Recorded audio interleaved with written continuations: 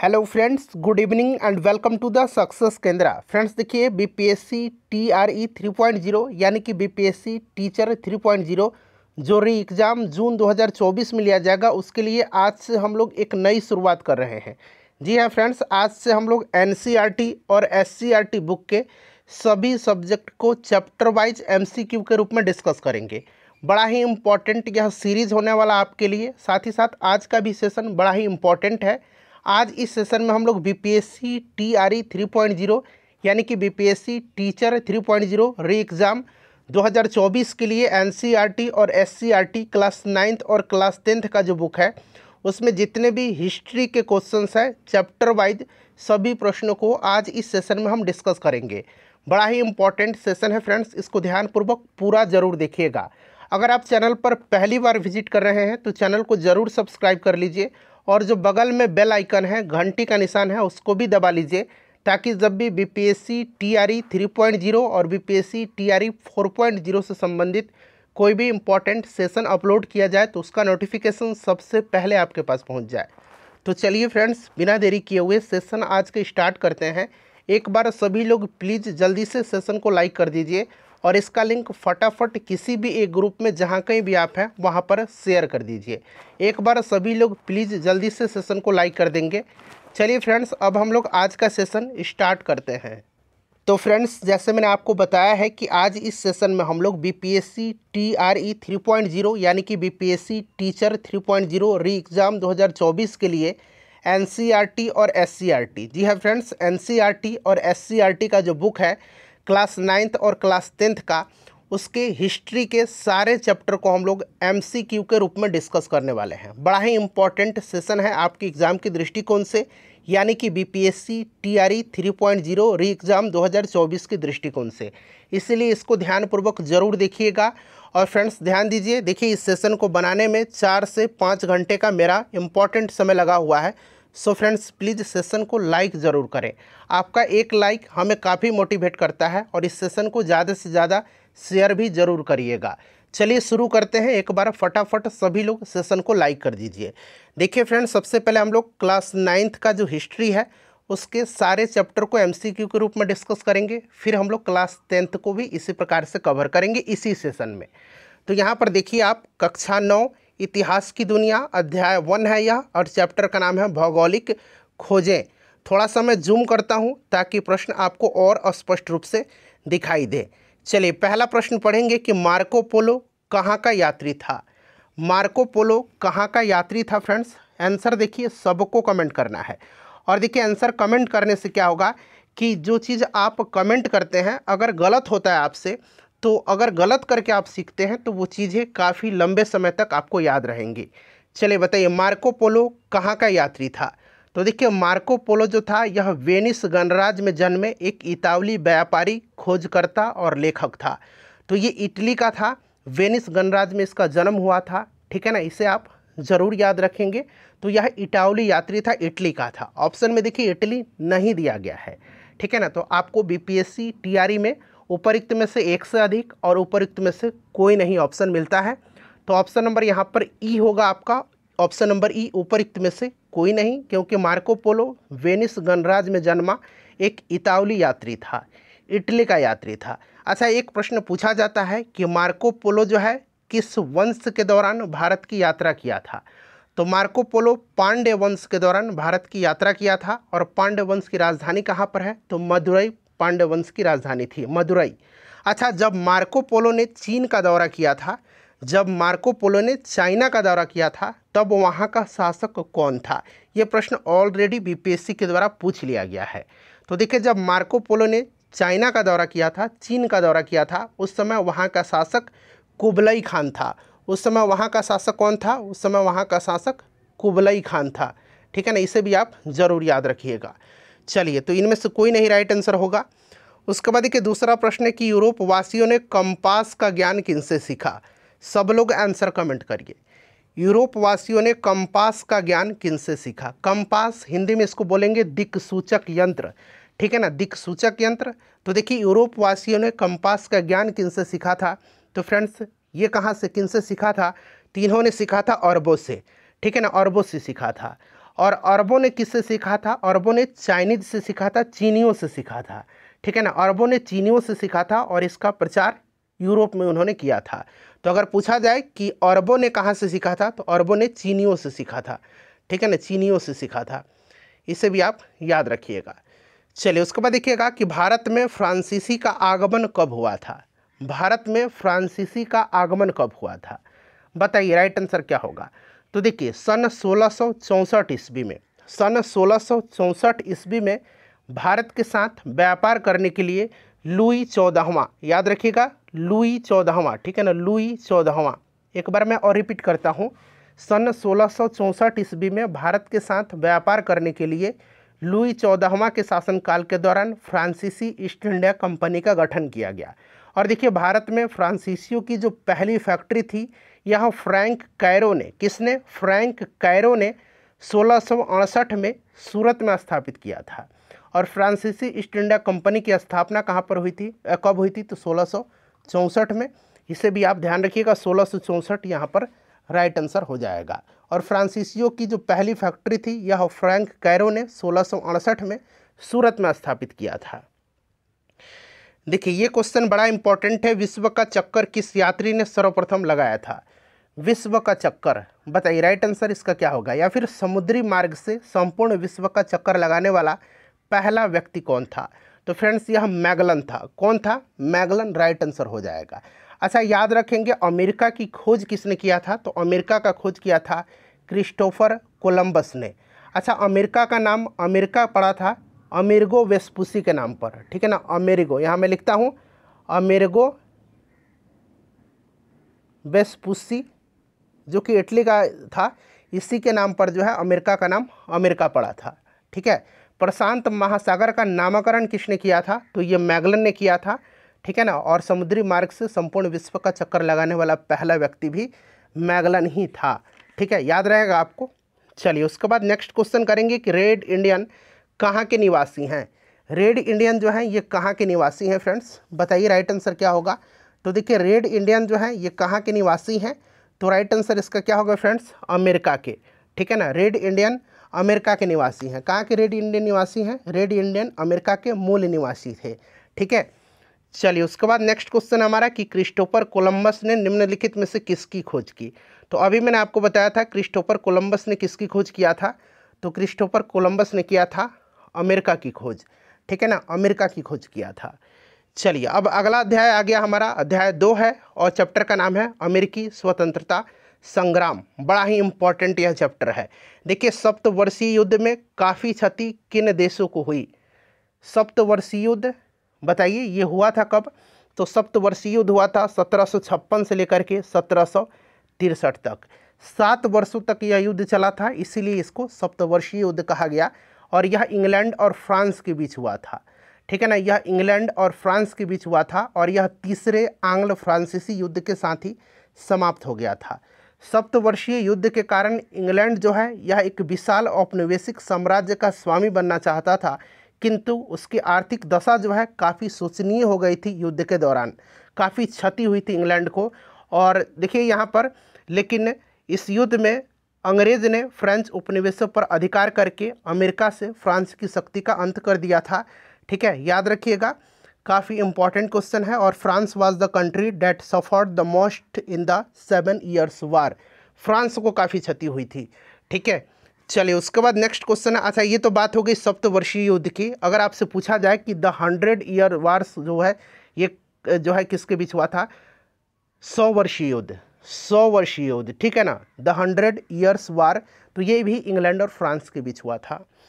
चलिए बोस्टन चाय पार्टी की जो घटना है ये कब घटी थी? बोस्टन चाय पार्टी की घटना, जिसको कि बोस्टन टी पार्टी भी बोला जाता है, यह घटना कब घटी थी? बताइए राइट आंसर इसका क्या हो जाएगा? यहाँ पर ध्यान दीजिएगा, देखिए अमेरिकी स्वतंत्रता संग्राम का यह तात्कालिक कारण था बोस्टन चाय पार्टी की घटना, ठीक है ना। बोस्टन चाय पार्टी की घटना अमेरिकी स्वतंत्रता संग्राम का तात्कालिक कारण था और इसी घटना से अमेरिका का स्वतंत्रता संग्राम प्रारंभ हुआ था। इस घटना का नायक कौन था? तो इस घटना का नायक सैमुअल एडम्स था, सैमुअल एडम्स था और यह 1773 की घटना है, ठीक है, याद रखेंगे। ऑप्शन नंबर यहाँ पर आपका एक जो होगा ये करेक्ट आंसर होगा 1773। ठीक है फ्रेंड्स, याद रखिएगा। चलिए उसके बाद नेक्स्ट क्वेश्चन है कि विश्व का प्रथम लिखित संविधान किस देश में लागू किया गया। विश्व का प्रथम लिखित संविधान जो है यह किस देश में लागू किया गया, बताएंगे। इसका राइट आंसर क्या होगा। तो देखिए फ्रेंड्स, ये लागू किया गया था अमेरिका में। कहाँ पर? अमेरिका में। 1787 में अमेरिका में जो लिखित संविधान बना था उसे 1789 में लागू किया गया था। 1787 में यह लिखित संविधान बना था और इसको 1789 में जो है लागू किया गया था। उसके बाद देखिए अमेरिका का प्रथम राष्ट्रपति कौन था। अमेरिका का प्रथम राष्ट्रपति कौन था? अमेरिका का प्रथम राष्ट्रपति कौन था? तो ये जॉर्ज वाशिंगटन थे। कौन थे? जॉर्ज वाशिंगटन थे। ठीक है फ्रेंड्स, याद रखेंगे। चलिए उसके बाद नेक्स्ट क्वेश्चन है कि अमेरिका का संविधान कब लागू हुआ। यही प्रश्न पूछा गया है ना। तो अभी मैंने बताया था कि 1787 में यह लिखित संविधान बना था और 89 में इसको लागू किया गया था। नेक्स्ट क्वेश्चन है हमारा, और देखिए अगला अध्याय आ गया, अध्याय 3 है यह फ्रांस की क्रांति। काफ़ी इंपॉर्टेंट है फ्रांस की राज्य क्रांति। चलिए यहाँ से हम लोग स्टार्ट करते हैं और सबसे पहले हम बात करेंगे फ्रांस की क्रांति के बारे में। ठीक है, तो फ्रांस की क्रांति के बारे में थोड़ा बहुत मैं आपको बता देता हूँ, याद रखिएगा। फ्रांस की राज्य क्रांति जो है यह 1789 में जो है 1789 में लुई 16वां उस समय शासक था। कौन था? लुई 16वां उस समय शासक था। इसी के शासनकाल में शुरू हुआ था। ठीक है, और इस समय फ्रांस में सामंती व्यवस्था थी। अच्छा, एक घटना है 14 जुलाई 1789 की। 14 जुलाई 1789 पूछा जाता है कि बास्तिल का पतन कब हुआ था। बास्तिल का पतन कब हुआ था? बास्तिल का पतन, तो बास्तिल का पतन यही 14 जुलाई 1789 को हुआ था।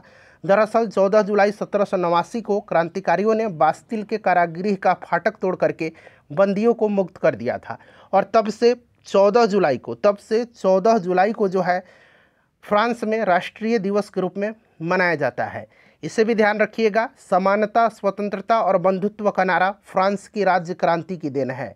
मैं ही राज्य हूँ और मेरे शब्द ही कानून हैं, यह स्टेटमेंट लुई 14वां का था। लुई 14वां का था। मैं ही क्या हूँ? मैं ही राज्य हूँ और मेरे शब्द ही कानून हैं। ठीक है, वर्साय के शीश महल का निर्माण जो हुआ था ये भी पूछा जाता है कि किसके शासनकाल में हुआ था, किसने करवाया था। तो वर्साय जो था इसका शीश महल का निर्माण लुई 14वां ने करवाया था। लुई 14वां ने। आगे मैं आपको बताते चलूँगा। ठीक है, इस तरह एक साथ आप कन्फ्यूज हो जाइएगा। चलिए प्रश्न पढ़िए कि लुई 16वां किस वर्ष फ्रांस की गद्दी पर बैठा था। लुई 16वां किस वर्ष फ्रांस की गद्दी पर बैठा था। लुई 16वां 1774 ईस्वी में फ्रांस की गद्दी पर बैठा था। 1774 में, ठीक है ना, लुई 16वां। और इसी के समय जो है फ्रांस की राज्य क्रांति 1789 में हुई थी, इसी के शासनकाल में। क्लियर? चलिए इसे आप याद रखिएगा। और लुई 16वां की पत्नी थी मेरी एंतुआनेट, जो कि ऑस्ट्रिया की राजकुमारी थी। ठीक है, चलिए, और लुई 16वां को देशद्रोह के अपराध में फांसी भी दिया गया था। आगे बढ़ेंगे कि देखिए किस शासक ने कहा था कि मैं ही राज्य हूँ, और आगे मैंने आपको बताया था स्टेटमेंट कि मैं ही राज्य हूँ और मेरे शब्द ही कानून हैं। तो ये लुई 14वां कहा था। देखिए ऑप्शन में कहाँ पर दिया गया है लुई 14वां, ऑप्शन 2 में दिया गया है लुई 14वां। ठीक है, चलिए, गौरवपूर्ण की घटना इंग्लैंड में कब घटी थी। गौरवपूर्ण या गौरवशाली क्रांति, गौरवपूर्ण क्रांति या गौरवशाली क्रांति, अंग्रेजी में इसको हम लोग बोलते हैं ग्लोरियस रिवॉल्यूशन। ग्लोरियस रिवॉल्यूशन जो है इंग्लैंड में, ग्लोरियस रिवॉल्यूशन यह कब हुआ था। तो फ्रेंड्स यह 1688 में हुआ था। और उस समय इंग्लैंड का शासक कौन था। तो उस समय इंग्लैंड का शासक जेम्स द्वितीय था। कौन था? जेम्स द्वितीय था। Glorious revolution. ठीक है फ्रेंड्स, इसे आप ज़रूर याद रखिएगा। क्लियर ना, काफ़ी इंपॉर्टेंट है। चलिए उसके बाद नेक्स्ट क्वेश्चन करेंगे कि इंग्लैंड में संसदीय सुधार अधिनियम कब पारित किया गया। इंग्लैंड में संसदीय सुधार अधिनियम कब पारित किया गया था, बताइए। इसका राइट आंसर क्या हो जाएगा। इंग्लैंड में संसदीय सुधार अधिनियम कब पारित किया गया था। सब लोग आंसर कमेंट करिए, बताइए राइट आंसर क्या होगा। बताइए इसका करेक्ट आंसर क्या हो जाएगा। इंग्लैंड में संसदीय सुधार अधिनियम जो है ये 1832 में पारित हुआ था। 1832 यहाँ पर राइट आंसर हो जाएगा। फ्रेंड्स एक बार सभी लोग प्लीज़ सेशन को लाइक कर दीजिए। और देखिए इससे पहले ऑलरेडी बीपीएससी टीआरई 3.0 री एग्ज़ाम के लिए वीडियोज़ आपको उपलब्ध कराए गए हैं। आप प्लेलिस्ट में जाइए और सभी वीडियोज़ को देखिए। ठीक है ना, जितने भी हिस्ट्री के प्रश्न पूछे गए हैं उनको मैंने कवर कराया हुआ है। मैंने बायोलॉजी कवर कराया हुआ है, बिहार स्पेशल कवर कराया हुआ है, मॉडर्न हिस्ट्री, भारतीय राष्ट्रीय आंदोलन भी कवर कराया हुआ है। देखिए, स्वतंत्रता, समानता तथा बंधुत्व का नारा किस क्रांति से संबंधित है? तो अभी मैंने आपको बताया था कि यह किस क्रांति की देन है। तो फ्रेंड्स, ये फ्रांस की राज्य क्रांति की देन है। ठीक है ना, फ्रांस की राज्य क्रांति की यह देन है। तो यहाँ पर देखिए फ्रांसीसी क्रांति राइट आंसर हो जाएगा। अच्छा, फ्रांसीसी क्रांति में वाल्टेयर, मॉन्टेस्क्यू और रूसो ने सर्वाधिक योगदान दिया था। किन बुद्धिजीवी ने? तो वाल्टेयर, मॉन्टेस्क्यू और रूसो ने सर्वाधिक योगदान दिया था।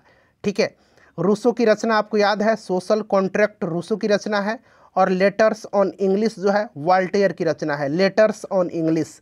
ठीक है ना, लेटर्स, यहाँ मैं लिखता हूँ लेटर्स ऑन इंग्लिश किसकी रचना है? तो ये रचना जो है ये किसकी है? वाल्टेयर की है, वाल्टेयर की है, वाल्टेयर की रचना है। ठीक है ना, वाल्टेयर की रचना है। चलिए आगे बढ़ेंगे कि 1856 में हुई पेरिस की संधि के मुख्य प्रावधान क्या थे? 1856 में हुई पेरिस की संधि के मुख्य प्रावधान क्या थे? चलिए बताइए, इसका राइट आंसर क्या होगा? सभी लोग आंसर कमेंट करिएगा, बताइए। 1856 में हुई पेरिस की जो संधि है, इसके मुख्य प्रावधान क्या थे? सभी लोग आंसर कमेंट करिए, इसका करेक्ट आंसर क्या होगा? तो फ्रेंड्स, यहाँ पर देखिए सर्बिया की स्वतंत्रता को स्वीकार किया गया, काला सागर को तटस्थ घोषित किया गया, और रूस ने टर्की की ईसाई प्रजा के संरक्षण का अधिकार त्याग दिया। उपयुक्त यहाँ पर सभी करेक्ट आंसर इसका हो जाएगा। देखिए, फ्रांसीसी क्रांति के परिणाम पूछा गया है। यहाँ पर देखिए उपयुक्त सभी यहाँ पर भी ऑप्शन में दिया गया है। तो वहाँ पर 3 आपको दिखाई दे रहे हैं स्पष्ट रूप से। बताइए फ्रांसीसी क्रांति के परिणाम। तो देखिए, फ्रांसीसी क्रांति का जो परिणाम था, सामंती व्यवस्था का अंत था, कार्यपालिका न्यायपालिका व्यवस्थापिका को एक दूसरे से पृथक कर दिया गया था, और लोगों को धार्मिक स्वतंत्रता प्रदान की गई थी। तो उपयुक्त सभी यहाँ पर इसका भी करेक्ट आंसर हो जाएगा, फ्रांसीसी क्रांति के परिणाम। चलिए, अब चौथा अध्याय आ गया, विश्व युद्ध का इतिहास। चलिए, प्रश्न है कि रूस जापान युद्ध कब हुआ था? रूस जापान युद्ध कब हुआ था? बताएंगे इसका राइट आंसर क्या होगा? रूस जापान युद्ध कब हुआ था? सभी लोग आंसर कमेंट करिए, रूस जापान युद्ध कब हुआ था? तो देखिए, रूस जापान युद्ध जो हुआ था फ्रेंड्स, यह हुआ था 1905 में, और 1905 में ही याद रखिएगा, और 1905 में ही जो है एक संधि हुई थी। संधि का नाम है पोर्ट्समाउथ की संधि। यहाँ पर लिख देता हूँ, पोर्ट्समाउथ की संधि। इसी के तहत यह युद्ध जो है समाप्त भी हुआ था। ठीक है, चलिए उसके बाद देखिएगा कि त्रिगुट सम्मेलन कब हुआ था? त्रिगुट सम्मेलन यानी कि ट्रिपल अलायंस। ट्रिपल अलायंस हुआ था 1882 में, बिस्मार्क ने किया था। 1882 में बिस्मार्क ने इटली, जर्मनी और ऑस्ट्रिया के बीच ट्रिगुट संधि यानी कि ट्रिपल अलायंस किया था, 1882। चलिए उसके बाद देखिएगा कि वर्साई की संधि में कुल कितने देश निर्णायक भूमिका निभा रहे थे? वर्साई की संधि में। चलिए सभी लोग आंसर कमेंट करिएगा। वर्साई की संधि में यहाँ पर पूछा जा रहा है, काफ़ी इंपॉर्टेंट क्वेश्चन है। अच्छा, बात यहाँ पर वर्साई की संधि की आई है।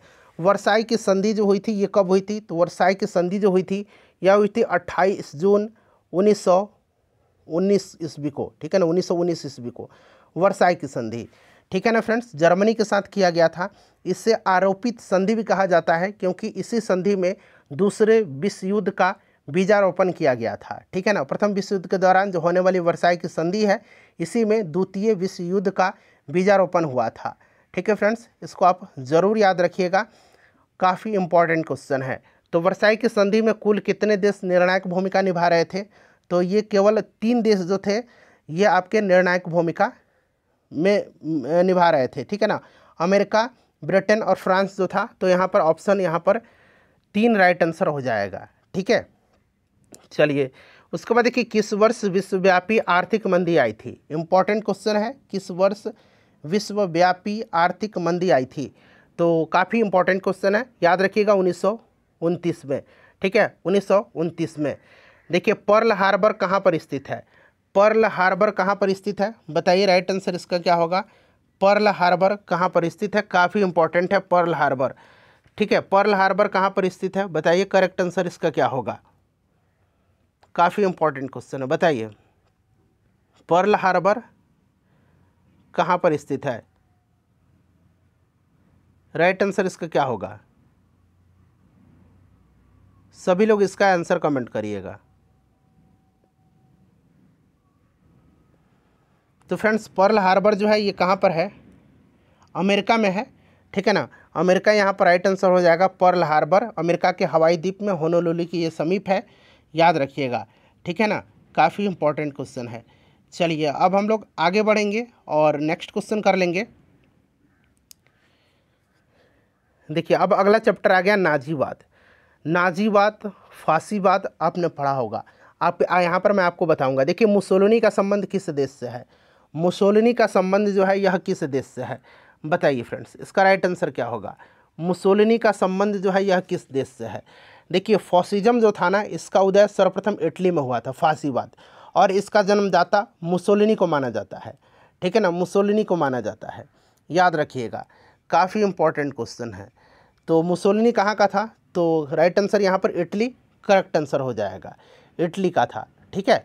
मुसोलिनी के दल का नाम फास्टिवाद था, फासिस्टवाद, ठीक है। चलिए उसके बाद देखिए हिटलर का जन्म जर्मनी के किस शहर में हुआ था। यहाँ पे जर्मनी में इसका जन्म नहीं हुआ था, दरअसल हिटलर का जन्म जो हुआ था ना ये ऑस्ट्रिया में हुआ था, ऑस्ट्रिया में हुआ था, ठीक है ना, ऑस्ट्रिया में हुआ था। यहाँ मैं बना देता हूँ। अब इस तरह से आप प्रश्न पढ़िए कि हिटलर का जन्म ऑस्ट्रिया के किस शहर में हुआ था। तो इसका जन्म जो हुआ था 1889 में हिटलर का जन्म हुआ था, ठीक है ना, ब्रानो में। तो यहाँ पर देखिए ब्रौना शहर है, ये इस तरह से आपको लिखा मिलेगा ब्रानो में, ठीक है ना, ठीक है, याद रखिएगा। ऑप्शन यहाँ पर एक राइट आंसर इसका हो जाएगा। अच्छा हिटलर ने आत्महत्या कब किया था, तो 30 अप्रैल 1945 को हिटलर ने आत्महत्या कर लिया था। हिटलर के बारे में अगर हम बात करते हैं तो जर्मनी में नाजी दल का उत्थान हिटलर के नेतृत्व में हुआ था, नाजीवाद का, ठीक है। और अभी हमने पढ़ा था फासीवाद का, जो फासिज्म है ये आपका इटली में हुआ था मुसोलिनी के नेतृत्व में, ठीक है। और हिटलर का जन्म 1889 में मैंने बता ही दिया आपको, याद रखिएगा। 1920 में हिटलर ने नेशनल सोशलिस्ट पार्टी या नाजी दल की स्थापना किया था, ठीक है।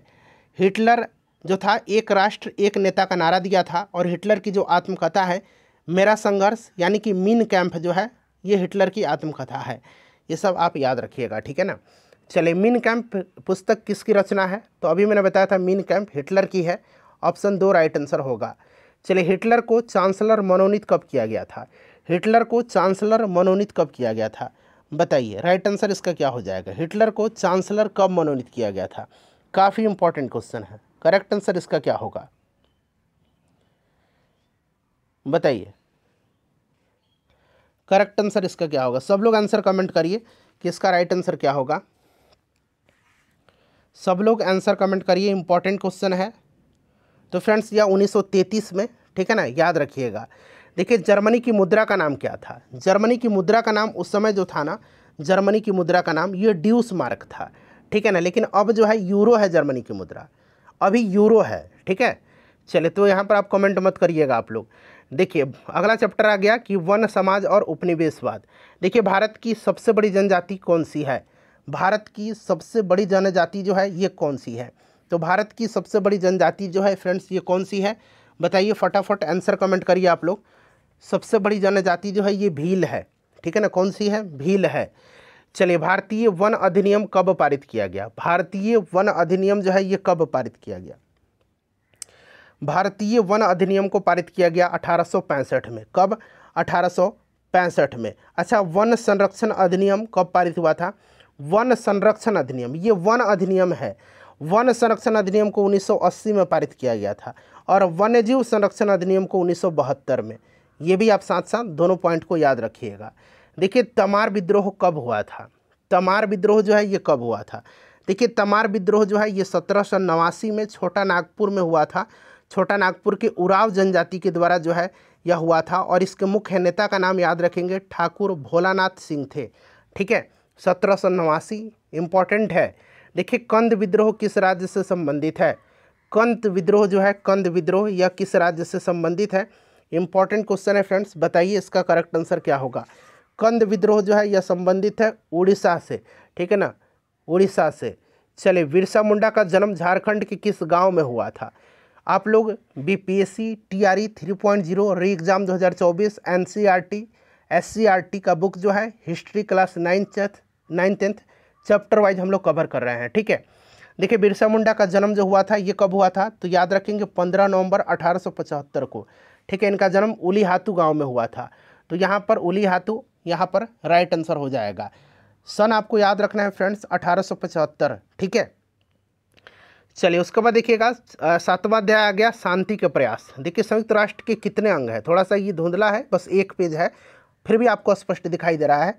संयुक्त राष्ट्र के कितने अंग हैं, तो संयुक्त राष्ट्र के आपको पता है कि इसकी स्थापना जान लीजिए 24 अक्टूबर 1945 को इसकी स्थापना हुई थी। इसका हेडक्वार्टर कहाँ पर है, तो न्यूयॉर्क शहर में है। ठीक है, इसके कितने अंग हैं, तो 6 अंग हैं। कौन कौन से, तो महासभा, सुरक्षा परिषद, आर्थिक और सामाजिक परिषद, न्यासी परिषद, अंतर्राष्ट्रीय न्यायालय जिसका हेडक्वार्टर द नीदरलैंड के हेग में है, और सचिवालय। तो ये 6 अंग हैं इसके, याद रखिएगा। चलिए अंतर्राष्ट्रीय श्रम संगठन का मुख्यालय कहाँ पर है, इंटरनेशनल लेबर ऑर्गेनाइजेशन। अच्छा प्रश्न बनता है कि ध्यान रखिएगा कि किस ऑर्गेनाइजेशन का गठन जो है वर्साई की संधि के द्वारा हुआ था। तो वर्साई की संधि के द्वारा जो है यही लेबर ऑर्गेनाइजेशन जो है इंटरनेशनल लेबर ऑर्गेनाइजेशन, इसका गठन हुआ था 1919 में, और इसका हेडक्वार्टर जेनेवा में है, स्विट्जरलैंड में है। 1919 में इसकी स्थापना हुई थी, ध्यान रखिएगा। चलिए देखिए कुवैत को इराकी सेना से कब मुक्त कराया गया था, कुवैत को इराकी सेना से कब मुक्त कराया गया था, बताइए राइट आंसर इसका क्या होगा। तो देखिए कुवैत को इराकी सेना से जो है कब मुक्त कराया गया था, तो 1991 में कराया गया था। ठीक है, 1991 में कराया गया था। उसके बाद देखिएगा कि सुरक्षा परिषद में कितने देश अस्थाई सदस्य हैं। सुरक्षा परिषद की अगर हम बात करते हैं तो देखिए 5 अस्थाई होते हैं और 10 जो होते हैं ये अस्थाई होते हैं, अस्थाई। ठीक है, ये भी आप याद रखिएगा। टोटल 15 सदस्य देश होते हैं, और इस 5 अस्थाई देशों में कौन कौन से हैं, तो देखिए अमेरिका है, एक यूके है, फ्रांस है, रसिया है और चाइना है। चलिए फ्रेंड्स उसके बाद देखिए संयुक्त राष्ट्र की स्थापना कब हुई थी, तो अभी मैंने बताया था संयुक्त राष्ट्र की स्थापना कब हुई थी, 24 अक्टूबर 1945 को हुई थी। ठीक है, हेडक्वार्टर न्यूयॉर्क में है। चलिए अब आ गया 8वां अध्याय कृषि और खेतीहर समाज। देखिए कृषि की शुरुआत किस काल में हुई थी, कृषि की शुरुआत किस काल में हुई थी, इंपॉर्टेंट क्वेश्चन है, बताइए राइट आंसर क्या होगा। तो देखिए कृषि की शुरुआत जो हुई थी फ्रेंड्स यह हुई थी नवपाषाण काल में। किस काल में, नवपाषाण काल में। देखिए निम्न में से रेशेदार फसलें कौन सी हैं, रेशेदार फसल, तो देखिए रेशेदार फसल इसमें से जूट है। अच्छा जूट की बात करते हैं तो पूर्णिया में, बिहार में पूर्णिया जिला में जूट का सबसे ज़्यादा उत्पादन होता है, और जूट को गोल्डन फाइबर, हिंदी में स्वर्णिम रेशा कहा जाता है। चलिए कपास उत्पादन का श्रेय किस सभ्यता की देन है, कपास उत्पादन का श्रेय किस सभ्यता की देन है, बताएंगे राइट आंसर इसका क्या होगा। तो कपास उत्पादन का श्रेय जो है फ्रेंड्स यह सिंधु घाटी सभ्यता की देन है। ठीक है, चलिए उसके बाद देखिए रबी फसल की कब बुआई की जाती है। अच्छा रबी फसल के बारे में आपको पता है ना, रबी फसल के अंतर्गत जो है आपके गेहूँ, मटर, चना, सरसों ये सब आते हैं। और रबी फसल की बुआई कब की जाती है, तो फ्रेंड्स अक्टूबर नवंबर में। ठीक है, और कुछ दिन पहले गेहूँ कटा है, आपको पता भी है इसकी कटाई कब की जाती है। चलिए धान किस जलवायु की फसल है, धान जो है किस जलवायु की फसल है, काफ़ी इंपॉर्टेंट क्वेश्चन है, बताएंगे इसका राइट आंसर क्या होगा। तो ये उष्णाद्र जलवायु की फसल है। Class 9th NCERT SCERT history chapter wise हमने कंप्लीट कर लिया है। अब आते हैं हम लोग क्लास 10th में। देखिए क्लास 10th आ गया अब इतिहास की दुनिया, अध्याय 1 और चैप्टर का नाम है यूरोप में राष्ट्रवाद। चलिए जूम करता हूँ। देखिए प्रश्न पढ़ेंगे, पहला प्रश्न है कि यूरोप का मरीज किसे कहा जाता है, यूरोप का मरीज किसको कहा जाता है, काफ़ी इंपॉर्टेंट क्वेश्चन है, बताइए। यूरोप का मरीज टर्की को कहा जाता है, और एशिया का मरीज किसको कहा जाता है, चाइना को कहा जाता है। ठीक है, चलिए उसके बाद देखिए यंग यूरोप का संस्थापक कौन था, यंग यूरोप या फिर पूछेगा यंग इटली, दोनों तरीके से आप याद रखिएगा, यंग यूरोप और यंग इटली।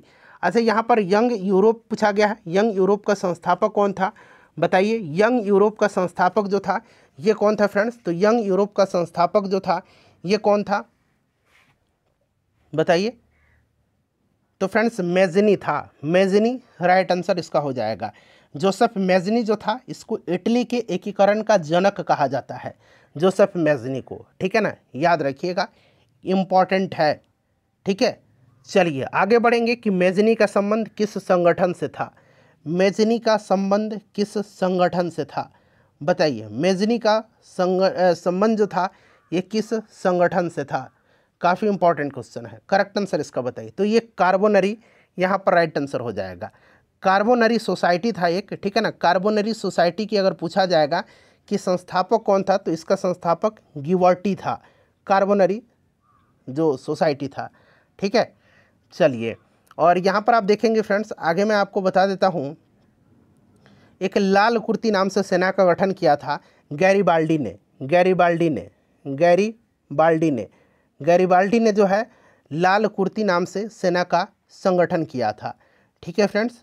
चलिए अब आगे बढ़ेंगे, नेक्स्ट क्वेश्चन करेंगे कि विलियम प्रथम कहाँ का शासक था? विलियम प्रथम कहाँ का शासक था? तो देखिए विलियम प्रथम जो था ये प्रसा का शासक था। कहाँ का? प्रसा का शासक था। चलिए उसके बाद देखिए यूरोपीय सभ्यता का पालना जो है किस देश को कहा जाता है? यूरोपीय सभ्यता का पालना जो है किस देश को कहा जाता है? तो फ्रेंड्स ये कहा जाता है यूनान को, ग्रीस को, ग्रीस या यूनान दोनों पढ़ी एक ही साथ, ठीक है ना। यूरोपीय सभ्यता का पालना कहा जाता है और रोमन साम्राज्य का जन्म यहीं पर हुआ था।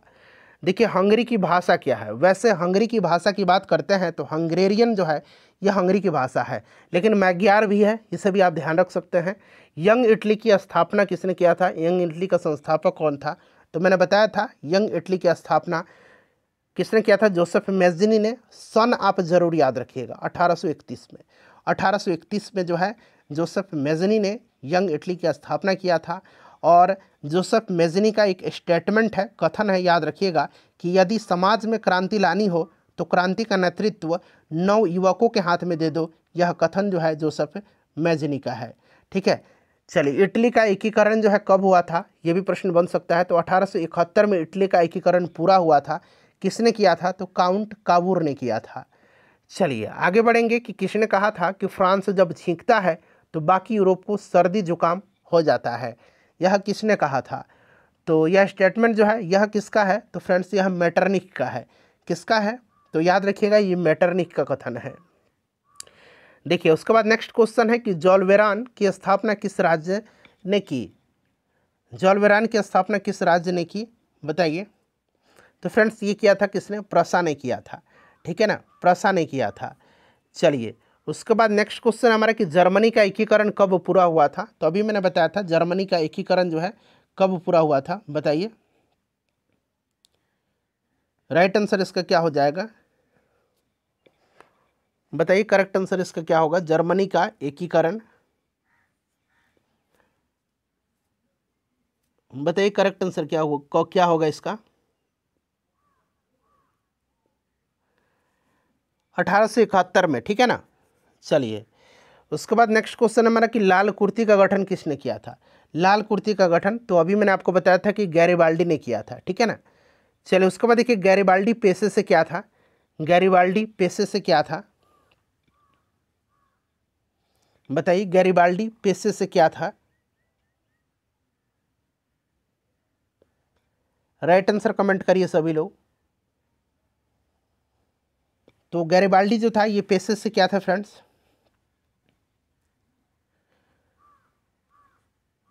ये नाविक था, ठीक है ना। क्या था ये? नाविक था, नाविक था, ठीक है ना। चलिए उसके बाद नेक्स्ट क्वेश्चन कर लेंगे हम लोग।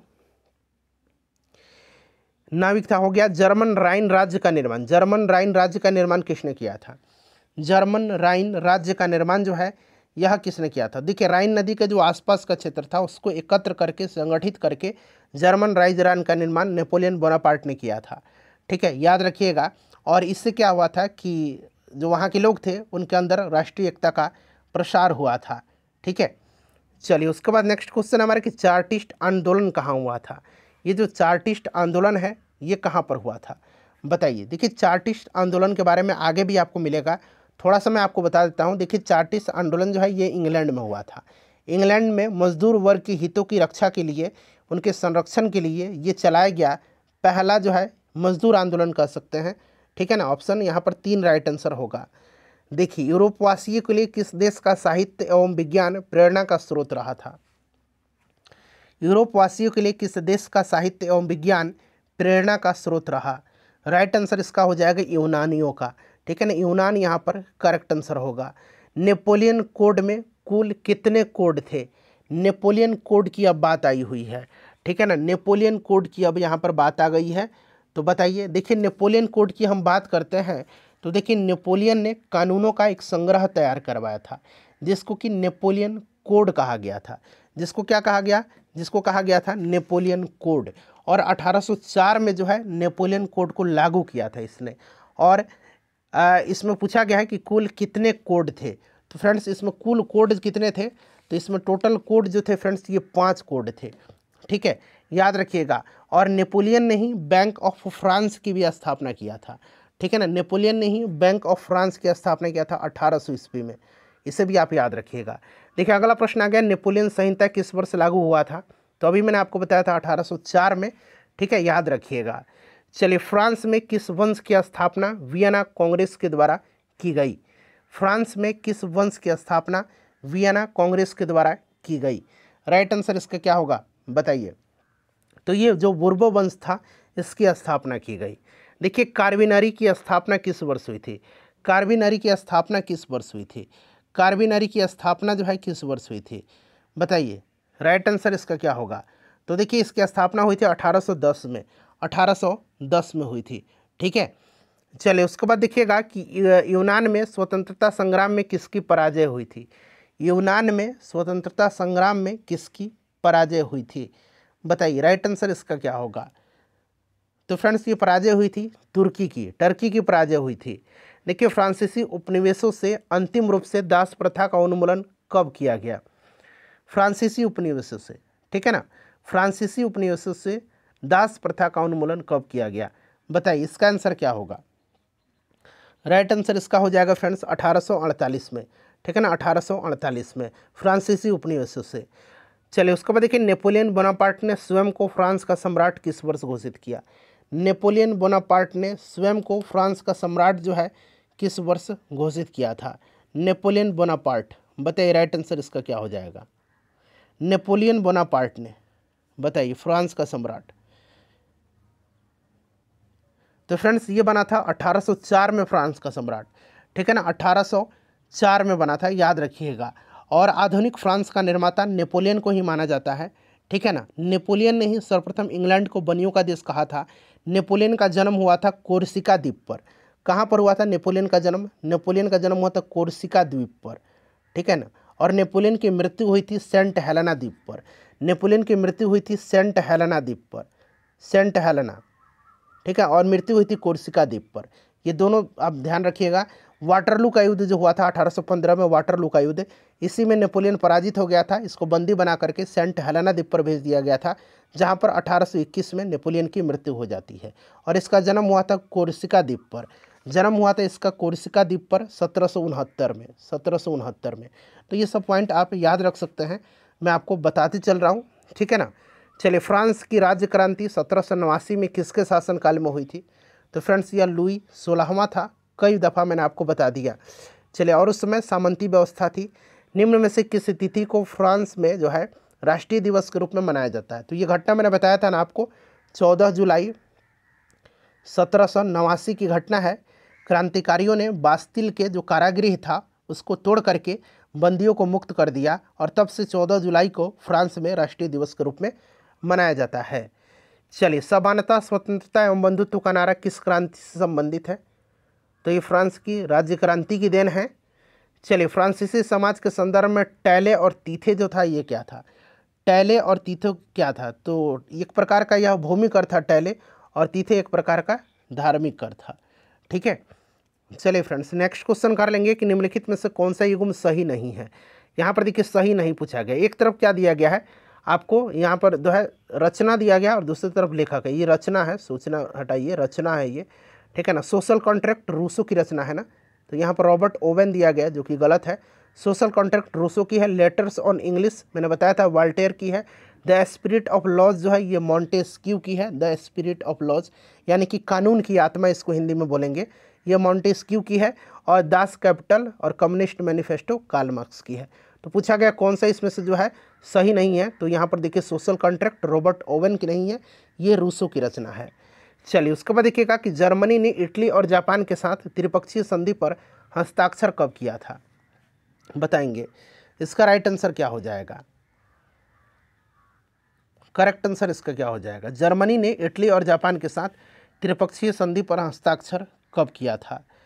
राइट आंसर इसका क्या होगा? तो फ्रेंड्स ये किया था आपका सितंबर 1940 में, ठीक है ना, 27 सितंबर 1940 को किया था। उसके बाद देखिए इंडोनेशिया किसका उपनिवेश था? इंडोनेशिया जो है यह डचों का उपनिवेश था। किसका?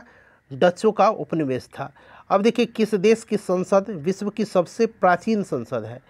सबसे प्राचीन पूछा गया है, तो फ्रेंड्स ये ब्रिटेन की संसद है और संसदीय व्यवस्था जो ये ब्रिटेन की ही देन है। देखिए फ्रैंकफर्ट की संधि निम्नलिखित में से किसके मध्य हुई थी? फ्रैंकफर्ट की संधि जो है ये किसके मध्य हुई थी?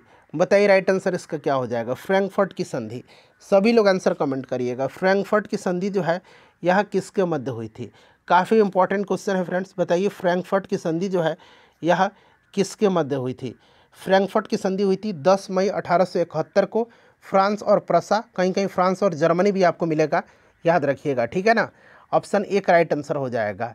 चलिए उसके बाद नेक्स्ट क्वेश्चन कर लेंगे कि वियना समझौता कब हुआ था?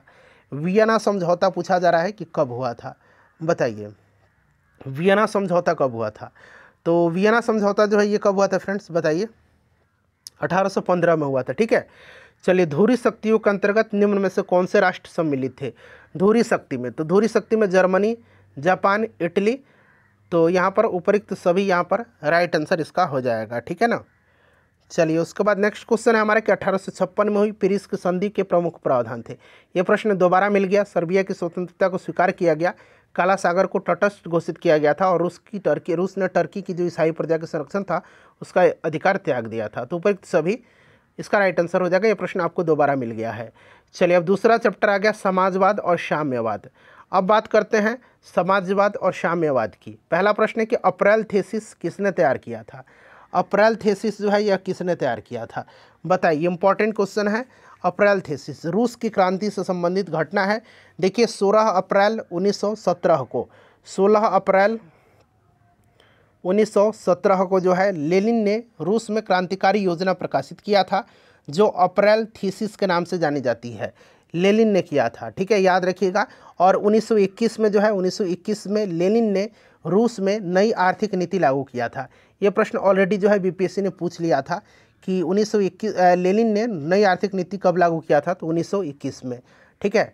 चलिए और आधुनिक रूस का निर्माता अगर पूछा जाए किसको कहा जाता है? तो आधुनिक रूस का निर्माता स्टालिन को कहा जाता है। चलिए फ्रेंड्स, रूस में जार का क्या अर्थ होता था? रूस में जो शासक होते थे ना उनको जार कहा जाता था, ठीक है, याद रखिएगा। रूस में जो राजा होते थे, शासक होते थे, उनको जार कहा जाता था। तो यहाँ पर देखिए रूस का सम्राट था और रूस का जो अंतिम जार था, अंतिम जार शासक जो था ये कौन था? तो ये जार निकोलस द्वितीय था। जार निकोलस द्वितीय, निकोलस, ठीक है ना, जार निकोलस द्वितीय था, याद रखिएगा। लेनिन की मृत्यु पूछा गया है कि कब हुई थी? लेनिन की मृत्यु कब हुई थी बताइए? बोल्शेविक दल के नेता थे लेनिन, ठीक है। लेनिन जो थे ये बोल्शेविक दल के नेता थे, ये भी प्रश्न बनता है।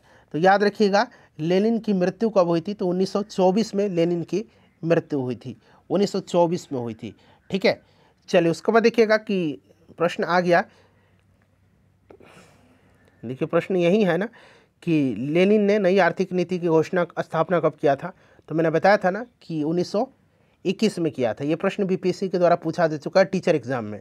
देखिए रास्पुटिन कौन था?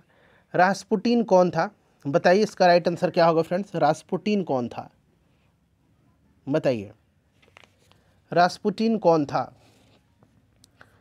बताइए? रास्पुटिन कौन था? तो रास्पुटिन जो था फ्रेंड्स कौन था? करेक्ट आंसर इसका क्या होगा बताइए? रास्पुटिन जो था एक पादरी था, ठीक है ना, याद रखिएगा। तो यहाँ पर देखिएगा ऑप्शन, यहाँ पर दो राइट आंसर इसका हो जाएगा, भ्रष्ट पादरी। चलिए सोवियत संघ का विघटन कब हुआ था? सोवियत संघ का विघटन पूछा गया है कि कब हुआ था बताइए? सोवियत संघ का विघटन कब हुआ था? तो सोवियत संघ का विघटन जो हुआ था फ्रेंड्स ये कब हुआ था? 1991 में हुआ था, ठीक है। चलिए रूस की संसद को क्या कहा जाता है? रूस की संसद को क्या कहा जाता है बताइए? रूस की संसद को क्या कहा जाता है? ड्यूमा कहा जाता है, ठीक है। कार्ल मार्क्स का जन्म जो है कहाँ हुआ था? कार्ल मार्क्स जो था ये जर्मनी का निवासी था। कार्ल मार्क्स का जन्म जर्मनी में हुआ था, ठीक है। और कार्ल मार्क्स ने दास कैपिटल और कम्युनिस्ट मैनिफेस्टो नामक पुस्तक लिखी है। और वैज्ञानिक समाजवाद का संस्थापक कार्ल मार्क्स को कहा जाता है। वैज्ञानिक समाजवाद का संस्थापक कौन था? तो कार्ल मार्क्स था, ठीक है। इसे भी आप याद रखिएगा। चलिए फ्रेंड्स आगे बढ़ेंगे कि वार एंड पीस किसकी रचना है। वार एंड पीस जो है यह लियो टॉल्स्टॉय की रचना है। लियो टॉल्स्टॉय की रचना है, ठीक है ना।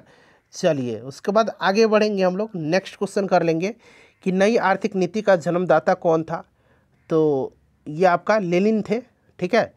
चलिए रूस में कृषक दास प्रथा का अंत कब हुआ था? बताइए राइट आंसर क्या होगा।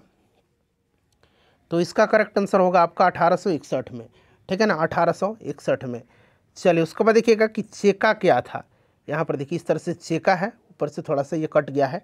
चेका क्या था? तो देखिए चेका जो था फ्रेंड्स ये क्या था, तो एक तरह का ये चेका क्या था, तो पुलिस दस्ता था, ठीक है, चेका, ठीक है। याद रखिएगा चेका क्या था, चेका एक तरह का पुलिस दस्ता था। और चेका का जो है संगठन जो था, चेका संगठन, चेका का संगठन किया था लेनिन ने। किसने किया था? लेनिन ने। चेका का संगठन किसने किया था? लेनिन ने किया था, ठीक है। चलिए उसके बाद देखिए दास कैपिटल की रचना किसने की है? दास कैपिटल की रचना तो ये कार्ल मार्क्स है, ठीक है। चलिए उसके बाद देखिएगा कि स्वप्नदर्शी समाज का संस्थापक कौन था। स्वप्नदर्शी समाज का संस्थापक कौन था? बताइए। स्वप्नदर्शी समाज का संस्थापक इम्पॉर्टेंट क्वेश्चन है। तो ये रॉबर्ट ओवेन है, ठीक है ना। ओवेन यहाँ पर देखिए दिया गया है, याद रखिएगा स्वप्नदर्शी समाज का संस्थापक। और समाजवाद शब्द का प्रयोग सर्वप्रथम रॉबर्ट ओवेन ने ही किया था, यह भी आप याद रखिएगा। रॉबर्ट ओवेन वेल्स का रहने वाला था, ठीक है। चलिए उसके बाद अगला प्रश्न है कि 1917 की बोल्शेविक क्रांति, यहाँ क्रांति बना लीजिए, 1917 की बोल्शेविक क्रांति का नेतृत्व किसने किया था? तो 1917 की जो बोल्शेविक क्रांति थी इसका नेतृत्व जो है यह लेनिन ने किया था, ठीक है। चलिए रूस का पहला समाजवादी कौन था? रूस का पहला समाजवादी कौन था? रूस का पहला समाजवादी, तो देखिए रूसी साम्यवाद का जनक, रूसी साम्यवाद का जनक जो है ये प्लेखानोव को माना जाता है। और रूस का पहला समाजवादी प्लेखानोव था, और इसी को जो है रूसी साम्यवाद का जनक भी कहा जाता है, प्लेखानोव को, ठीक है। चलिए लाल सेना का गठन किसने किया था? लाल सेना का गठन जो है किसने किया था? लाल सेना का गठन ट्राटस्की ने किया था, ठीक है ना। और चेका का संगठन लेनिन ने किया था, चेका का, जो मैंने आपको बताया अभी। निहिलिस्ट आंदोलन कहाँ शुरू हुआ था? बताइए। निहिलिस्ट आंदोलन जो है ये शुरू कहाँ पर हुआ था? तो फ्रेंड्स निहिलिस्ट आंदोलन शुरू हुआ था रूस में। चलिए उसके बाद देखिएगा कि किसे समाजवादियों का बाइबल कहा जाता है। किसे समाजवादियों का बाइबल कहा जाता है? तो समाजवादियों का बाइबल दास कैपिटल को कहा जाता है, ठीक है, दास कैपिटल को। प्रथम अंतर्राष्ट्रीय संघ कब स्थापित हुआ था? प्रथम अंतर्राष्ट्रीय संघ जो है ये कब स्थापित हुआ था? बताएंगे इसका राइट आंसर क्या होगा। प्रथम अंतर्राष्ट्रीय संघ जो है स्थापित हुआ था कब? तो फ्रेंड्स ये 1864 में स्थापित हुआ था, 1864 में, ठीक है, 1864 में। चलिए उसके बाद देखिएगा कि 7 नवंबर 1917 ईस्वी को बोल्शेविक क्रांति का नेता निम्नलिखित में से कौन था? 7 नवंबर 1917 को बोल्शेविक क्रांति का नेता लेनिन था। नेक्स्ट क्वेश्चन है हमारा कि वैज्ञानिक समाजवाद का संस्थापक निम्नलिखित में से कौन था? देखिए आ गया ना, मैंने बताया था वैज्ञानिक समाजवाद का संस्थापक कौन था, तो कार्ल मार्क्स था, ठीक है ना। चलिए उसके बाद अगला प्रश्न है कि रूस में नई आर्थिक नीति कब लागू हुई थी? तो 1921 में लेनिन ने लागू किया था। आधुनिक रूस का निर्माता किसे कहा जाता है? मैंने बताया था आधुनिक रूस का निर्माता आपको, तो फ्रेंड्स ये स्टालिन है। चलिए उसके बाद देखिए एशिया सोशल नहीं, Russian social democratic workers party का गठन कब हुआ था? बताइएगा इसका राइट आंसर क्या होगा। तो बताइए करेक्ट आंसर इसका क्या होगा। तो इसकी स्थापना जो है ना, Russian social democratic workers party का गठन जो है ये आपका हुआ था कब? तो 1898 में हुआ था, ठीक है ना। और मिन्स्क ने किया था। किसने किया था? मिन्स्क ने किया था, मिन्स्क ने, ठीक है ना, मिन्स्क ने किया था, याद रखिएगा। चलिए फ्रेंड्स ऑप्शन नंबर यहाँ पर 3 होगा। उसके बाद देखिए निम्नलिखित में से किसका संबंध रूसी क्रांति के परिणामों से है? किसका संबंध रूसी क्रांति के परिणामों से है? जारशाही की समाप्ति हुई थी, उपनिवेशवाद से मुक्ति और अनेक राजवंश का अंत। उपरोक्त सभी यहाँ पर इसका आंसर हो जाएगा, चलिए, निम्नलिखित में से कौन सा मित्र राष्ट्रों में सम्मिलित था? तो मित्र राष्ट्र में फ्रांस, रसिया और अमेरिका उपरिक्त सभी थे सम्मिलित, ठीक है ना। चलिए, उसके बाद देखिएगा कि पेरिस शांति सम्मेलन के दौरान निम्न में से पराजित राष्ट्रों के साथ कौन सी संधि की गई थी? पेरिस शांति सम्मेलन, बताइएगा। बात यहाँ पर आई है पेरिस शांति सम्मेलन की, तो पेरिस शांति सम्मेलन से संबंधित प्रश्न पूछा जाता है। मैं आपको पहले बता देता हूँ। देखिए, पेरिस शांति सम्मेलन जो हुआ था ये कब हुआ था? तो पेरिस शांति सम्मेलन हुआ था कब?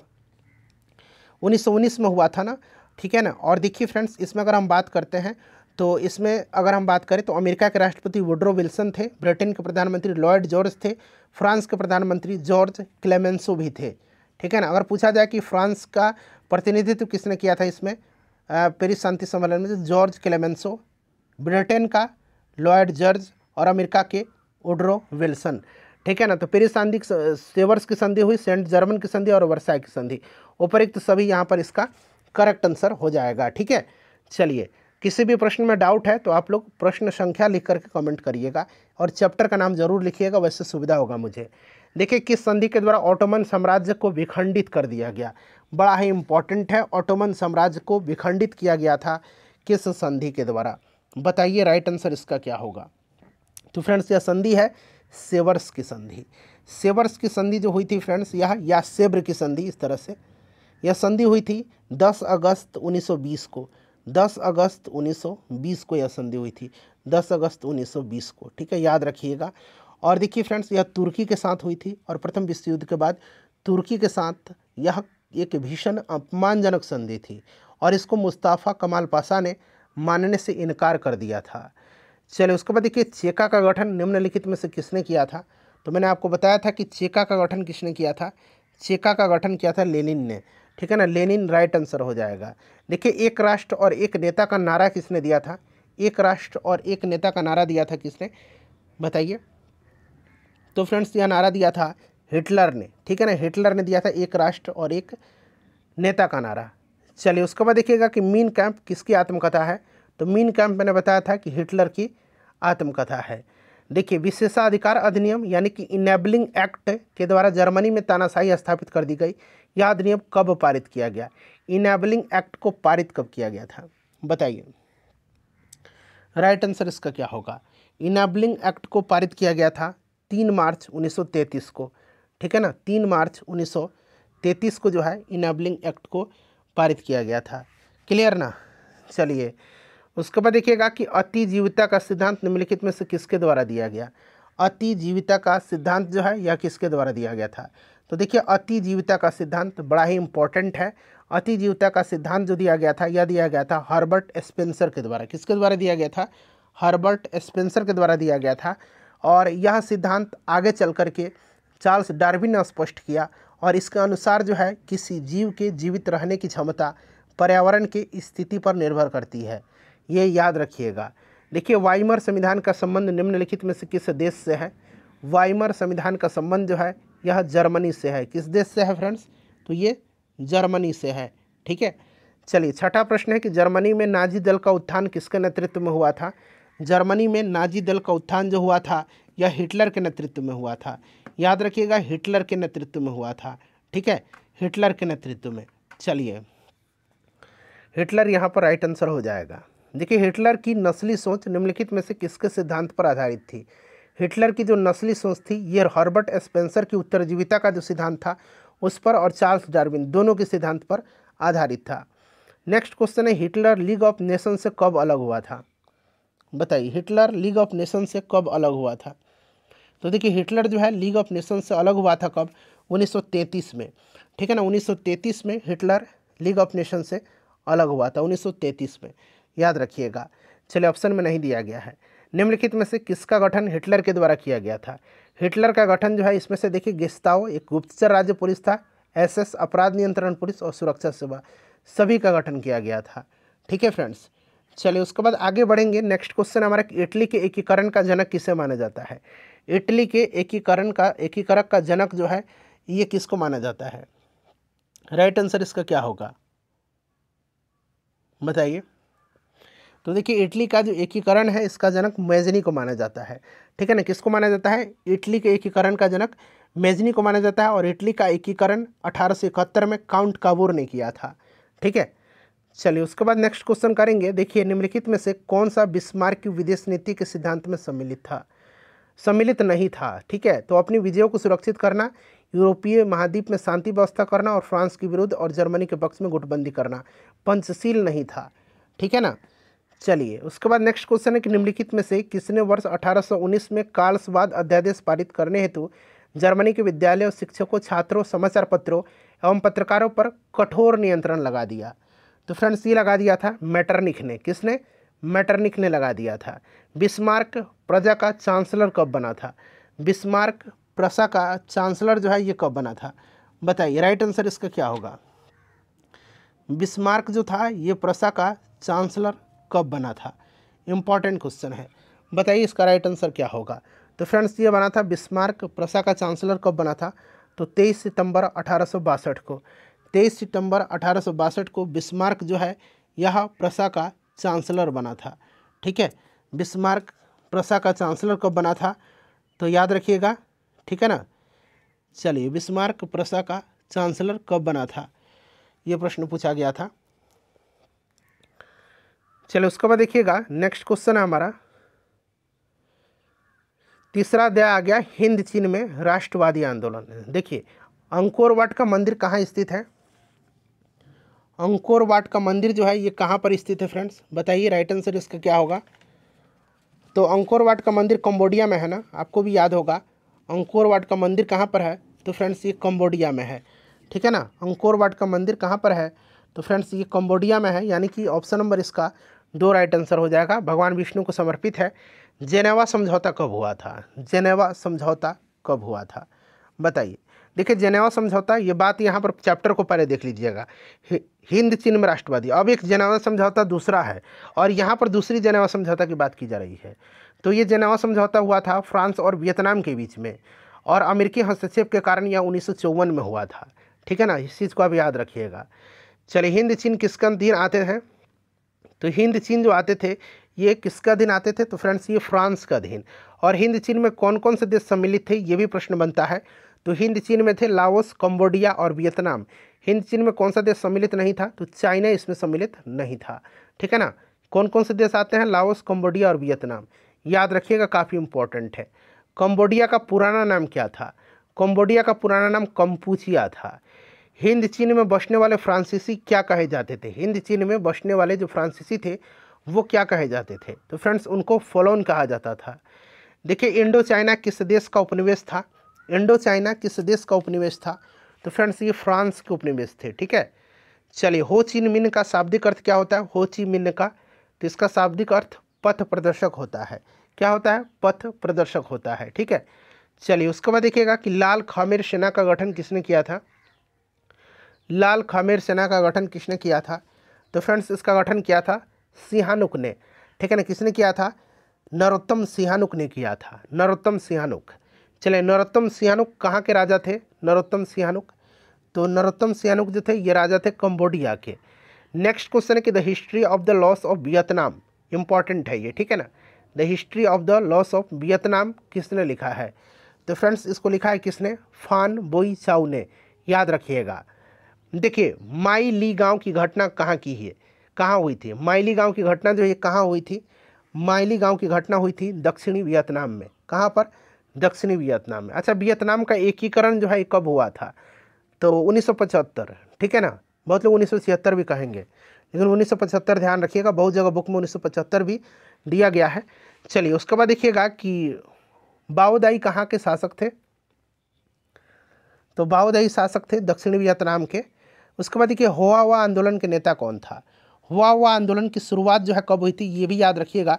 तो देखिए, हुआ हुआ जो आंदोलन था इसकी शुरुआत कब हुई थी? तो फ्रेंड्स ध्यान रखिएगा, हुआ हुआ आंदोलन जो था इसकी शुरुआत कब हुई थी? तो इसकी शुरुआत हुई थी 1939 में। ठीक है ना, 1939 में। और हुआ हुआ आंदोलन का नेता कौन था? तो इसका नेता था आपका हुइन फू सो। ठीक है ना, हुइन फू सो। चलिए, लियांग कचाओ कौन था? लियान केचाओ, बताइए लियान केचाओ कौन था? तो फ्रेंड्स ये आपका चीनी सुधारक था। उसके बाद देखिए वियतनाम। देखिए, वियतनाम की जनता का सबसे महान नेता कौन थे? वियतनाम की जनता के सबसे महान नेता हो ची मिन्ह थे। इसका अर्थ होता है पथ प्रदर्शक, हो ची मिन्ह का शाब्दिक अर्थ, ठीक है ना, वियतनाम के थे। जेनेवा समझौता किस दो देशों को भागों में बांटा गया था, किस दो देश को दो भागों में बांटा गया था जेनेवा समझौता में, बताइए। राइट आंसर इसका क्या होगा? तो अभी मैंने बताया था 1954 में जेनेवा समझौता के बारे में, और इसमें बांटा गया था आपका वियतनाम को, ठीक है। चलिए, वियतनाम लोकतांत्रिक गणराज्य की स्थापना किस वर्ष हुई थी? वियतनाम लोकतांत्रिक गणराज्य की स्थापना, तो फ्रेंड्स ये हुई थी 1945 में, ठीक है ना, 1945 में हुई थी, याद रखिएगा। चलिए, उसके बाद नेक्स्ट क्वेश्चन हमारा कि अनामी दल की स्थापना किसने किया था? अनामी दल की स्थापना किया था ओंगविन आई ने, ठीक है ना। चलिए, उसके बाद देखिएगा अगला प्रश्न है हमारा कि इंडो चाइना निम्नलिखित में से किस देशों से मिलकर बने हैं? इंडो चाइना यानी कि हिंद चीन अंग्रेजी में इसको बोलेंगे।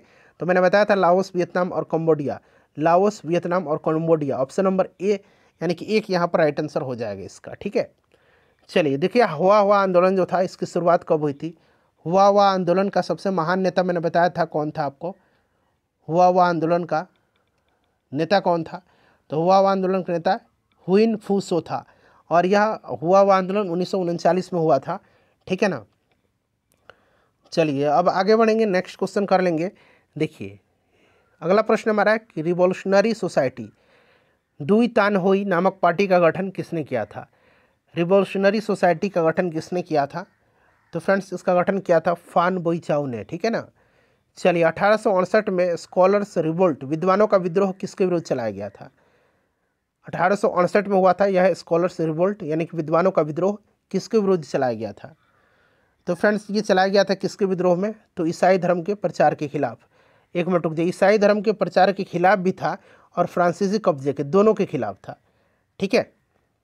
चलो, उसके बाद देखिएगा कि the history of the loss of Vietnam नामक पुस्तक के लेखक, फिर से आ गया ये प्रश्न, तो फान बोईचाओ था, ठीक है। वियतनामी कम्युनिस्ट पार्टी की स्थापना हो ची मिन्ह के द्वारा किया गया था, कब किया गया था? ये प्रश्न आपसे पूछा गया। वियतनामी कम्युनिस्ट पार्टी की स्थापना हो ची मिन्ह के द्वारा किया गया था, लेकिन कब किया गया था? तो याद रखिएगा ये 1930 में किया गया था, ठीक है। चलिए, उसके बाद देखिए चीन की क्रांति कब हुई थी? अर्थात पीपुल्स रिपब्लिक ऑफ चाइना की स्थापना 1949 में हुआ था, ये भी ध्यान रखिएगा। चीनी क्रांति 1949 में हुई थी। चलिए, चौथा अध्याय आ गया भारत में राष्ट्रवाद। भारत में राष्ट्रवाद आ गया। अब पढ़िएगा, पहला प्रश्न कि गदर पार्टी की स्थापना किसने और कब किया था? तो बखूबी आपको गदर पार्टी के बारे में याद होगा। गदर पार्टी की स्थापना लाला हरदयाल ने 1913 में सैन फ्रांसिस्को में किया था, याद है ना, अमेरिका में हुआ था, पूछा जाएगा। देखिए, जालियांवाला बाग हत्याकांड किस तिथि को हुआ था? मैं बार बार बोलता हूँ कि जालियांवाला जो बाग हत्याकांड है, डेट सहित आप याद रखिएगा। जालियांवाला बाग हत्याकांड हुआ था 13 अप्रैल 1919 को, और इस बार बीपीएससी में पूछा गया था किस दिन घटना हुई थी? तो बैसाखी के दिन की ये घटना है, ठीक है। अमृतसर में है जालियांवाला बाग। लखनऊ समझौता किस वर्ष हुआ था? लखनऊ समझौता कब हुआ था? तो 1916 में हुआ था, ठीक है ना। लखनऊ समझौता 1916 में हुआ था। देखिए, असहयोग आंदोलन का प्रस्ताव कांग्रेस के किस अधिवेशन में पारित हुआ था? असहयोग आंदोलन का प्रस्ताव कांग्रेस के किस अधिवेशन में पारित हुआ था? तो देखिए, सितंबर 1920 में कांग्रेस ने लाला लाजपत राय की अध्यक्षता में कलकत्ता में एक विशेष सत्र आयोजित किया था, और असहयोग आंदोलन के प्रस्ताव को पारित करने के लिए एक सूत्र जो है पूरा किया गया था सितंबर 1920 में कलकत्ता में, ठीक है ना। चलिए, उसके बाद देखिएगा कि भारत में खिलाफत आंदोलन कब और किस शासक के समर्थन में हुआ था? तो तुर्की के शासक जो थे उसके समर्थन में हुआ था 1920 में। तो यहाँ पर देखिए 1920 राइट आंसर इसका हो जाएगा, ऑप्शन नंबर एक राइट आंसर हो जाएगा, ठीक है ना। चलिए, उसके बाद देखिएगा कि सविनय आंदोलन कब और किस यात्रा से शुरू हुआ था? तो सविनय आंदोलन जो है ये शुरू हुआ था दांडी मार्च से। दांडी मार्च स्टार्ट किया था इन्होंने साबरमती आश्रम से 78 अनुयायियों के साथ गांधी जी ने। और दांडी मार्च की घटना कब की है फ्रेंड्स? तो यह 12 मार्च 1930 की घटना है। 78 अनुयायियों के साथ साबरमती आश्रम से दांडी की तरफ कूच किए, और दांडी पहुंच करके 6 अप्रैल 1930 को सांकेतिक रूप से नमक बना करके नमक कानून को तोड़ा, और इसके साथ ही सविनय आंदोलन स्टार्ट हो गई थी। देखिए, पूर्ण स्वराज की मांग का प्रस्ताव कांग्रेस के किस वार्षिक अधिवेशन में पारित हुआ था? पूर्ण स्वराज की मांग का प्रस्ताव कांग्रेस के किस वार्षिक अधिवेशन में पारित हुआ था? तो फ्रेंड्स, ये हुआ था आपका 1929 का लाहौर अधिवेशन में, ठीक है। चलो, उसके बाद देखिए राष्ट्रीय स्वयंसेवक संघ यानी कि आरएसएस की स्थापना जो है यह कब और किसने किया था? आरएसएस की स्थापना किया था डॉक्टर हेडगेवार ने 1925 में, याद रखिएगा, ठीक है। चलिए उसके बाद देखिए वल्लभ भाई पटेल को सरदार की उपाधि किस किसान आंदोलन के दौरान दी गई थी। तो वल्लभ भाई पटेल को सरदार की उपाधि दिया गया था किस आंदोलन के दौरान, तो याद रखिएगा बारदोली सत्याग्रह के दौरान दिया गया था, ठीक है ना, वहाँ की महिलाओं के द्वारा। रंपा विद्रोह कब हुआ था, तो देखिए रंपा विद्रोह 1879 से हुआ था, 1922 तक यह विद्रोह चला था। और 1922 में कहीं कहीं जो है, चूँकि ये रफ्तार पकड़ा था बाद में, 1922 में भी कहीं कहीं जिक्र किया गया है, आपको ऑप्शन में 1922 भी मिलेगा, ठीक है ना। तो इस चीज़ को आप याद रखिएगा, रंपा विद्रोह। और अल्लूरी सीताराम राजू के नेतृत्व में हुआ था, इससे भी आप ध्यान रखिएगा। किस वायसराय के समय में वर्नाक्यूलर प्रेस एक्ट पारित हुआ था। वर्नाक्यूलर प्रेस एक्ट को पारित किया गया था 1878 में लॉर्ड लेटन के समय में, ठीक है ना। और 1882 में लॉर्ड रिपन ने जो है इसको निरस्त किया था, रिपन ने, ठीक है, वर्नाक्यूलर प्रेस एक्ट को। देखिए भारतीय राष्ट्रीय कांग्रेस का गठन कब हुआ था, सिंपल सा क्वेश्चन है। 1885 में इसकी स्थापना एओ ह्यूम ने किया था। और भारतीय राष्ट्रीय कांग्रेस का जो पहला अधिवेशन हुआ था ये बम्बई में हुआ था, ठीक है ना फ्रेंड्स, याद रखिएगा। और WC बनर्जी इसके पहले अध्यक्ष थे। चलिए मॉन्टेग्यू चेम्सफोर्ड सुधार अधिनियम जो है, भारत सरकार अधिनियम कब बना था, मॉन्टेग्यू चेम्सफोर्ड भारत सरकार अधिनियम। तो मॉन्टेग्यू चेम्सफोर्ड बना था 1919 में, ठीक है ना। और 1909 में है पार्लियामेंटो सुधार अधिनियम, ठीक है, इसे भी आप याद रखिएगा। चलिए अब आगे बढ़ेंगे, नेक्स्ट क्वेश्चन कर लेंगे हम लोग। तो इसका राइट आंसर क्या हो जाएगा फ्रेंड्स, यहाँ पर देखिए, तो इसका करेक्ट आंसर आपका हो जाएगा 1919, ठीक है ना, 1919 यहाँ पर इसका करेक्ट आंसर हो जाएगा। चलिए उसके बाद नेक्स्ट क्वेश्चन हमारा कि गांधी जी को ब्रिटिश द्वारा कब गिरफ्तार करके उन्हें 6 वर्ष तक की कारावास की सज़ा सुनाई गई थी, बताइए इसका राइट आंसर क्या होगा। तो देखिए फ्रेंड्स, गांधी जी को गिरफ्तार किया गया था 1922 में, ठीक है ना। और हालांकि 2 साल तक 6 वर्ष के लिए उनको गिरफ्तार किया गया था। हालांकि 2 वर्ष के बाद ही 1924 में लगातार इनकी सेहत खराब हो रही थी और इसी की वजह से उनको रिहा भी कर दिया गया था। देखिए साइमन कमीशन वापस जाओ का नारा कब दिया गया था, क्योंकि साइमन कमीशन आया था 3 फरवरी 1928 को और उसी दिन नारा दिया गया था साइमन गो बैक का नारा। और साइमन गो बैक का नारा जो है ये दिया था यूसुफ मेहर अली ने, यूसुफ मेहर अली ने, याद रखिएगा, ठीक है ना। चलिए उसके बाद देखिएगा कि चटगांव शस्त्रागार पर क्रांतिकारियों द्वारा छापा किसके नेतृत्व में किया गया था। VVI क्वेश्चन है। चटगांव शस्त्रागार जो छापा हुआ था यह घटना 1930 की घटना है और यह सूर्य सेन के नेतृत्व में चटगांव शस्त्रागार पर क्रांतिकारियों के द्वारा छापा दिया गया था, ठीक है। देखिए मोपला विद्रोह किन राज्यों में घटित हुआ था, तो मोपला विद्रोह 1921 में हुआ था, केरल, यहाँ पर ध्यान रखिएगा, ठीक है। चलिए उसके बाद देखिए ऑल इंडिया ट्रेड यूनियन का गठन किस वर्ष हुआ था। ऑल इंडिया ट्रेड यूनियन का गठन हुआ था कब, तो 31 अक्टूबर 1920 को हुआ था और लाला लाजपत राय इसके पहले अध्यक्ष थे, ठीक है। चलिए उसके बाद देखिएगा कि भारतीय राष्ट्रीय कांग्रेस द्वारा पुनः सार्वजनिक सभा की स्थापना कब हुई थी। यहाँ पर भारतीय राष्ट्रीय कांग्रेस हटा लीजिए, क्योंकि पुनः सार्वजनिक सभा की स्थापना जो हुई थी महादेव गोविंद रानाडे ने 1870 में हुआ था और 1885 में भारतीय राष्ट्रीय कांग्रेस की स्थापना हुई थी। तो ये काफ़ी पहले की घटना है, तो यहाँ पर हटा लीजिए, सिर्फ इतना ही बनाइए, पुनः सार्वजनिक सभा की स्थापना किस वर्ष हुई थी, 1870 में, महादेव गोविंद रानाडे, याद रखिएगा, ठीक है। चलिए मोहम्मदन एंग्लो ओरिएंटल कॉलेज था एक, इसकी स्थापना पूछा गया है किसने किया था। तो मोहम्मदन एंग्लो ओरिएंटल कॉलेज जो था इसकी स्थापना किया था सर सैयद अहमद खान ने 1875 में। तो सर सैयद अहमद खान दिया गया 1875 भी आप याद रखिएगा। देखिए निम्नलिखित में से किन्हें गांधी जी ने अपना राजनीतिक गुरु माना था, इसका आंसर आप मुझे कमेंट करके बताइए, अभी तुरंत बताइए सभी लोग, बताइए, मैं वेट कर रहा हूँ। किन्हें राजनीतिक गुरु माना था गांधी जी ने, तो ये गोपाल कृष्ण गोखले थे, ठीक है ना। चलिए निम्नलिखित में से कौन सा कथन यहाँ पर असत्य है। देखिए पहले विश्व युद्ध में ऑटोमन तुर्की की हार हुई थी और असहयोग खिलाफत आंदोलन जनवरी 1921 में शुरू हुआ था, ये दोनों सही दिया गया है। उसके बाद देखिए 1930 में डॉक्टर बाबा साहब अम्बेडकर ने दलित वर्ग एसोसिएशन यानी कि डिप्रेस्ड क्लासेस एसोसिएशन की स्थापना किया था, ये भी सही, ये वाला जो है स्टेटमेंट यहाँ पर गलत दिया गया है। देखिए भारतीय औद्योगिक एवं व्यावसायिक कांग्रेस की स्थापना जो है कब हुई थी, बताइए राइट आंसर क्या होगा, बताइए। तो फ्रेंड्स देखिए ये स्थापना जो हुई थी ना, ये कब हुई थी, भारतीय औद्योगिक और व्यावसायिक कांग्रेस की स्थापना, बताइए करेक्ट आंसर इसका क्या होगा। सभी लोग इसका आंसर कमेंट करिए, काफ़ी इंपॉर्टेंट क्वेश्चन है। भारतीय औद्योगिक और व्यावसायिक कांग्रेस की स्थापना कब हुई थी, तो फ्रेंड्स इसकी स्थापना 1920 में हुई थी। और देखिए 1927 यहाँ पर दिख रहा है, 1927 में जो है याद रखिएगा 1927 में भारतीय वाणिज्य एवं उद्योग महासंघ की स्थापना हुई थी। देखिए 14 जुलाई 1942 को अपनी कार्यकारिणी में कांग्रेस कार्य समिति ने ऐतिहासिक भारत छोड़ो प्रस्ताव कहाँ पारित किया था? 14 जुलाई 1942 को अपनी कार्यकारिणी में कांग्रेस कार्य समिति ने ऐतिहासिक भारत छोड़ो का प्रस्ताव कहाँ पारित किया था? तो फ्रेंड्स वर्धा में। चलिए उसके बाद देखिएगा कि मद्रास में नटेशा शास्त्री ने the folklores of the southern south जो इंडिया है, ठीक है ना, folklores on off southern India नाम से किस भाषा की लोक कथाओं का संकलन किया? तो फ्रेंड्स ये तमिल में। उसके बाद देखिएगा कि सिविल नाफरमानी आंदोलन का समर्थन निम्नलिखित में से किसने किया था? तो किसने किया था फ्रेंड्स? ये किया था जी.डी. बिरला और पुरुषोत्तम दास ठाकुर दास ने, ठीक है ना। ऑप्शन 3 हो जाएगा, 1 और 2 दोनों। उसके बाद चलिए अगला प्रश्न है कि निम्नलिखित में से किसकी अध्यक्षता में जो है कांग्रेस के लाहौर अधिवेशन 1929 में पूर्ण स्वराज की मांग को औपचारिक रूप से मान लिया गया? तो ये थे आपके जवाहरलाल नेहरू। क्लियर ना। चलिए उसके बाद देखिए भारतीय वाणिज्य एवं उद्योग महापरिषद उद्योग परिसंघ की स्थापना अभी मैंने आपको बताया था कि कब हुआ था, फटाफट बताइए।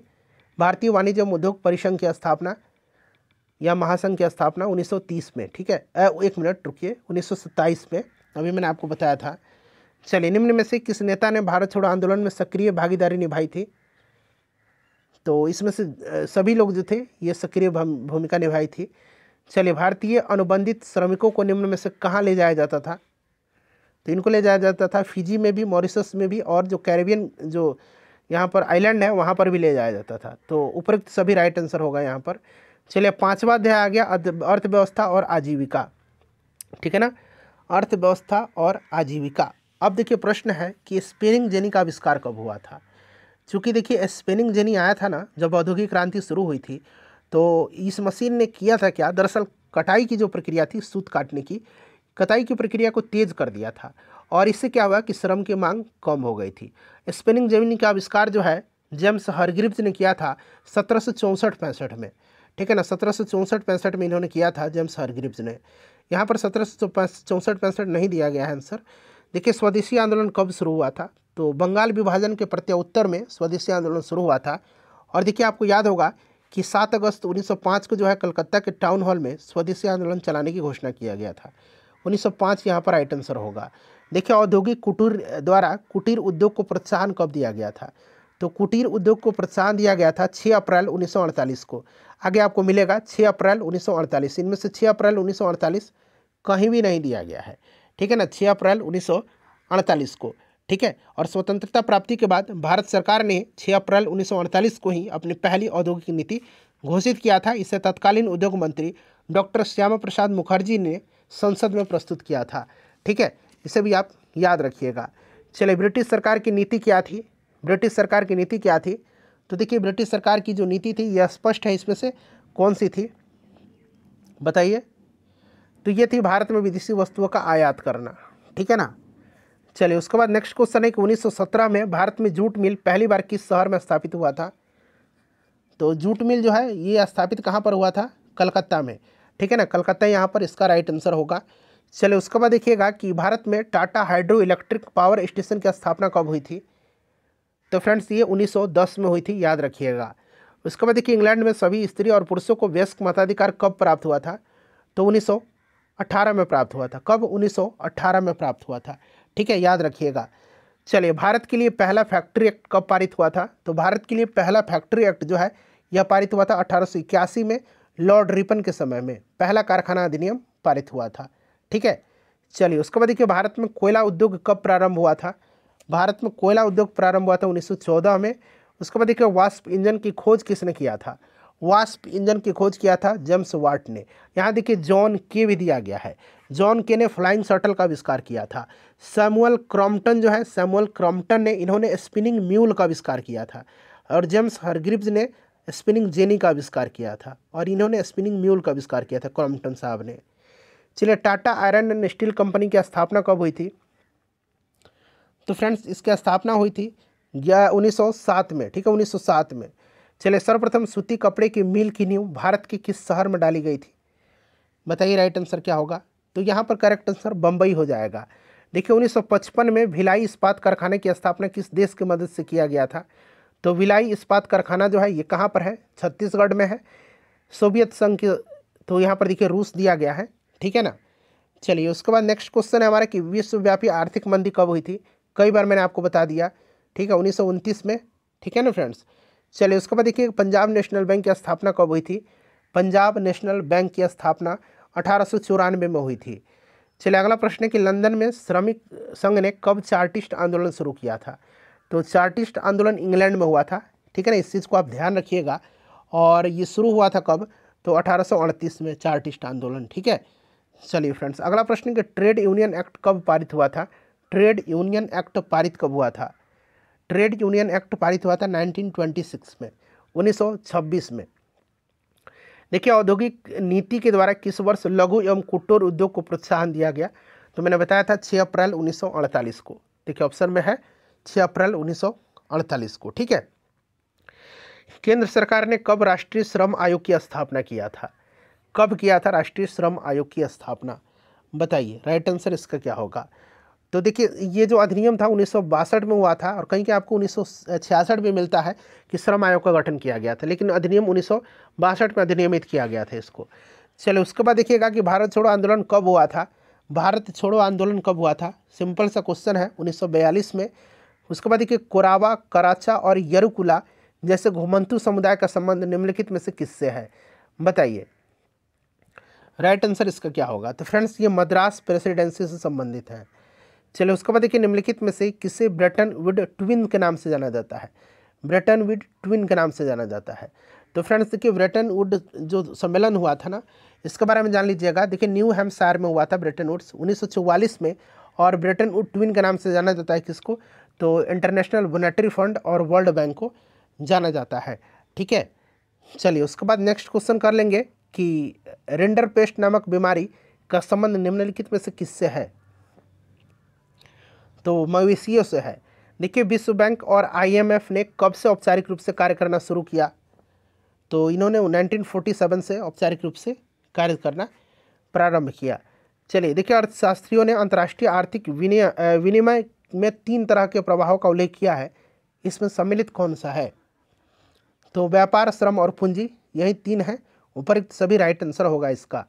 देखिए कॉर्न लॉ के द्वारा सरकार ने निम्न में से किससे आयात पर प्रतिबंध लगा दिया, बताइए, किसके आयात पर प्रतिबंध लगा दिया कॉर्न लॉ के द्वारा। तो ये लगा दिया था मक्का के, ठीक है ना, कॉर्न लॉ। देखिए तमिल अप्रवासी निम्न में से किस स्थान पर जाकर के कार्य करते थे। तमिल अप्रवासी, तो ये आपके जाते थे सिलोन में भी और मालवा में भी। तो एक और दो दोनों राइट आंसर हो जाएगा इसका। चलिए उसके बाद देखिएगा कि बम्बई में पहला कपड़ा सूती मिल कब स्थापित हुआ था, बताइए, राइट आंसर इसका क्या होगा फ्रेंड्स। तो 1854 में हुआ था ना, हाँ 1854 में कावस जी नाना भाई डाबर ने किया था। बॉम्बे स्पिनिंग एंड जो वीविंग कंपनी थी, इसी की स्थापना। चलिए उसके बाद आगे बढ़ेंगे। नेक्स्ट क्वेश्चन है कि 1811-12 में सूती माल का हिस्सा कुल निर्यात में कितना प्रतिशत था। तो इस तरह का प्रश्न नहीं पूछा जाएगा, ठीक है ना, तो फिर भी आप एक झलक देख सकते हैं। चलिए उसके बाद देखिए देश में पहला जूट मिल जो है कब और कहाँ स्थापित हुआ था। तो फ्रेंड्स ये हुआ था कहाँ पर, तो कलकत्ता में हुआ था। देश में पहला जूट मिल कब और कहाँ स्थापित हुआ था, ठीक है। चलिए 1917 में। चलिए उसके बाद देखिएगा कि मछलीपट्टनम निम्नलिखित में से किस तट पर अवस्थित है। तो मछलीपट्टनम जो है ना, ये आपका किस तट पर अवस्थित है फ्रेंड्स, कोरोमंडल, ठीक है ना। चलिए उसके बाद नेक्स्ट क्वेश्चन है हमारा, अगला प्रश्न देखेंगे कि निम्नलिखित में से कौन से सौदागर पंजाब से अफगानिस्तान, पूर्वी फारस और मध्य एशिया के रास्ते भारत से अनेक वस्तुएं लेकर के जाते थे, बताइए, राइट आंसर इसका क्या होगा। तो फ्रेंड्स इसका करेक्ट आंसर जो होगा वो आपका हो जाएगा कौन सा, इसमें से आर्मेनियन, ठीक है ना। चलिए निम्नलिखित में से कौन सा बंदरगाह भारत की पूर्वी तट पर अवस्थित नहीं है। तो हुगली, कलकत्ता और विशाखापट्टनम पूर्वी तट पर है, सूरत नहीं है। चलिए उसके बाद देखिएगा कि उत्तरी भारत में एल्गिन मिल 1860 के दशक में कहाँ पर स्थापित हुई थी। तो एल्गिन मिल लखनऊ में हुई थी। उसके बाद देखिएगा कलकत्ता ने वर्ष 1917 में देश की पहली जूट मिल निम्न में से किसने स्थापित किया था कलकत्ता में। तो सेठ हुकुमचंद ने किया था, सेठ हुकुमचंद ने किया था, ठीक है ना, सेठ हुकुमचंद ने किया था। चलिए उसके बाद देखिएगा कि 1874 में निम्नलिखित में से कहाँ पहली कताई और बुनाई मिल की स्थापना हुई थी। तो फ्रेंड्स ये मद्रास में। उसके बाद देखिएगा कि निम्न में से किस बंदरगाह के माध्यम से भारत खाड़ी एवं लाल सागर के बंदरगाहों से जुड़ा हुआ था? तो फ्रेंड्स ये सूरत से, ठीक है। चलिए उसके बाद देखिएगा शहरीकरण एवं शहरी जीवन, अब ये वाला चैप्टर आ गया, ठीक है ना। देखिए सामंती व्यवस्था से हट करके किस प्रकार की शहरी व्यवस्था की प्रवृत्ति बढ़ी? तो ये प्रगतिशील प्रवृत्ति, ठीक है। चलिए उसके बाद देखिएगा कि शहर को आधुनिक व्यक्ति का किस प्रकार का क्षेत्र माना जाता है? तो आधुनिक व्यक्ति का यह प्रभाव क्षेत्र माना जाता है इसको। देखिए एशिया में शहरीकरण का स्तर लगभग कितना है? इस तरह का प्रश्न इंपॉर्टेंट नहीं है, ठीक है ना, फिर भी मैं है इसमें तो करा दे रहा हूँ। देखिए एक प्रतियोगी और उद्यमी प्रवृत्ति से प्रेरित होकर के किस प्रकार की अर्थव्यवस्था लागू की गई? तो यह अर्थव्यवस्था मुद्रा प्रधान अर्थव्यवस्था कहलाई, ठीक है। चलिए देखिए आधुनिक काल में औद्योगिकीकरण ने किसके स्वरूप को गहन रूप से प्रभावित किया था? तो ये प्रभावित किया था शहरीकरण को। जनसंख्या का घनत्व तो सबसे अधिक कहाँ पर होता है? तो महानगर में होता है ना। 1810 से 1880 के दशक तक लंदन की आबादी 10 लाख से बढ़कर के कहाँ तक पहुँची? तो फ्रेंड्स ये 40 लाख पहुँची। देखिए लंदन में अनिवार्य शिक्षा कब लागू किया गया? लंदन में अनिवार्य शिक्षा को 1870 यहाँ पर, ठीक है ना।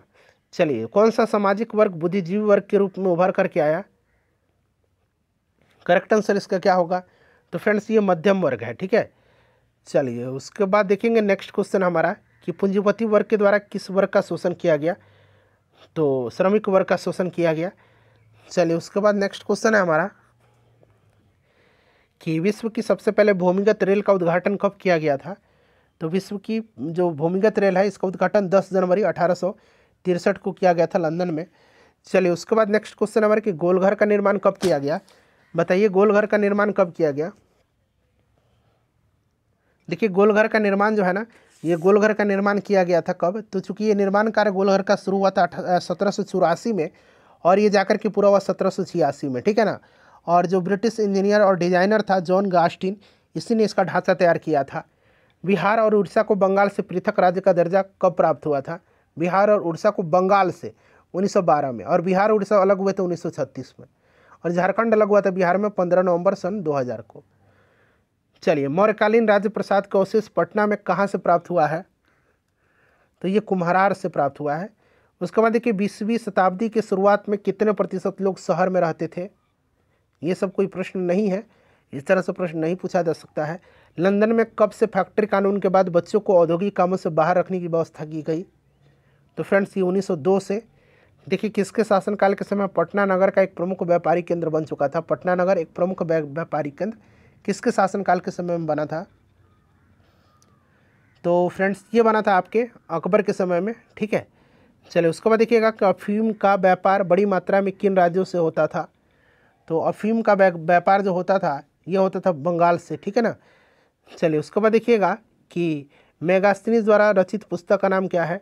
तो इंडिका है इसकी, मेगास्थनीज की, ठीक है। कलहन की राज तरंगिणी है। सिंगापुर को आज़ादी किसके नेतृत्व में मिली थी? तो सिंगापुर की आज़ादी मिली थी किसके नेतृत्व में? तो फ्रेंड्स ये ली कुआन येव था, ये पहला प्रधानमंत्री थे सिंगापुर के। चलिए अगला चैप्टर आ गया व्यापार और भूमंडलीकरण। देखिए प्राचीन काल में किस स्थल मार्ग से एशिया और यूरोप का व्यापार होता था? किस मार्ग से? तो ये सिल्क रूट था, रेशम मार्ग से, ठीक है। चलिए उसके बाद देखिएगा कि पहला विश्व बाजार के रूप में कौन सा शहर उभर करके आया था? तो ये अलेक्जेंड्रिया था। उसके बाद देखिए आधुनिक युग में अर्थव्यवस्था के क्षेत्र में होने वाली सबसे बड़ी क्रांति कौन सी थी? तो सबसे बड़ी क्रांति जो थी ये औद्योगिक क्रांति थी। औद्योगिक क्रांति हुई थी कहाँ पर? इंग्लैंड में। क्यों हुई थी? क्योंकि इंग्लैंड के पास उपनिवेशों के कारण कच्चे माल और पूंजी की अधिकता थी। इंग्लैंड में औद्योगिक क्रांति की शुरुआत सूती कपड़ा उद्योग से हुआ था, और औद्योगिक क्रांति की दौड़ में जर्मनी जो था इंग्लैंड का प्रतिद्वंदी था। चलिए फ्रेंड्स अगला प्रश्न है कि गिरमिटिया मजदूर बिहार के किस क्षेत्र से भेजे जाते थे? तो ये भेजे जाते थे आपके पश्चिम क्षेत्र से, ठीक है।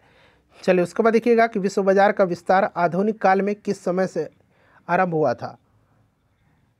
तो ये आपकी 18वीं सदी से आरंभ हुआ था। चलिए उसके बाद नेक्स्ट क्वेश्चन है कि विश्वव्यापी आर्थिक संकट किस वर्ष प्रारंभ हुआ था? देखिए प्रश्न बार बार आ रहा है, इम्पॉर्टेंट भी है, 1929 याद रखिएगा। देखिए आर्थिक संकट के कारण यूरोप में कौन सी नई प्रणाली का उदय हुआ था? तो आर्थिक संकट के कारण यूरोप में कौन सी नई प्रणाली का उदय हुआ था फ्रेंड्स? तो ये आपकी फौसीवादी और नाजीवादी थी। चलिए उसके बाद देखिए ब्रेटन वुड्स सम्मेलन किस वर्ष हुआ था। मैंने बताया था आपको ब्रेटन वुड्स सम्मेलन 1944 में न्यू हैम्पशायर में हुआ था। भूमंडलीकरण की शुरुआत किस दशक में हुई थी? भूमंडलीकरण की शुरुआत किस दशक में हुई थी? तो 1990 के दशक में।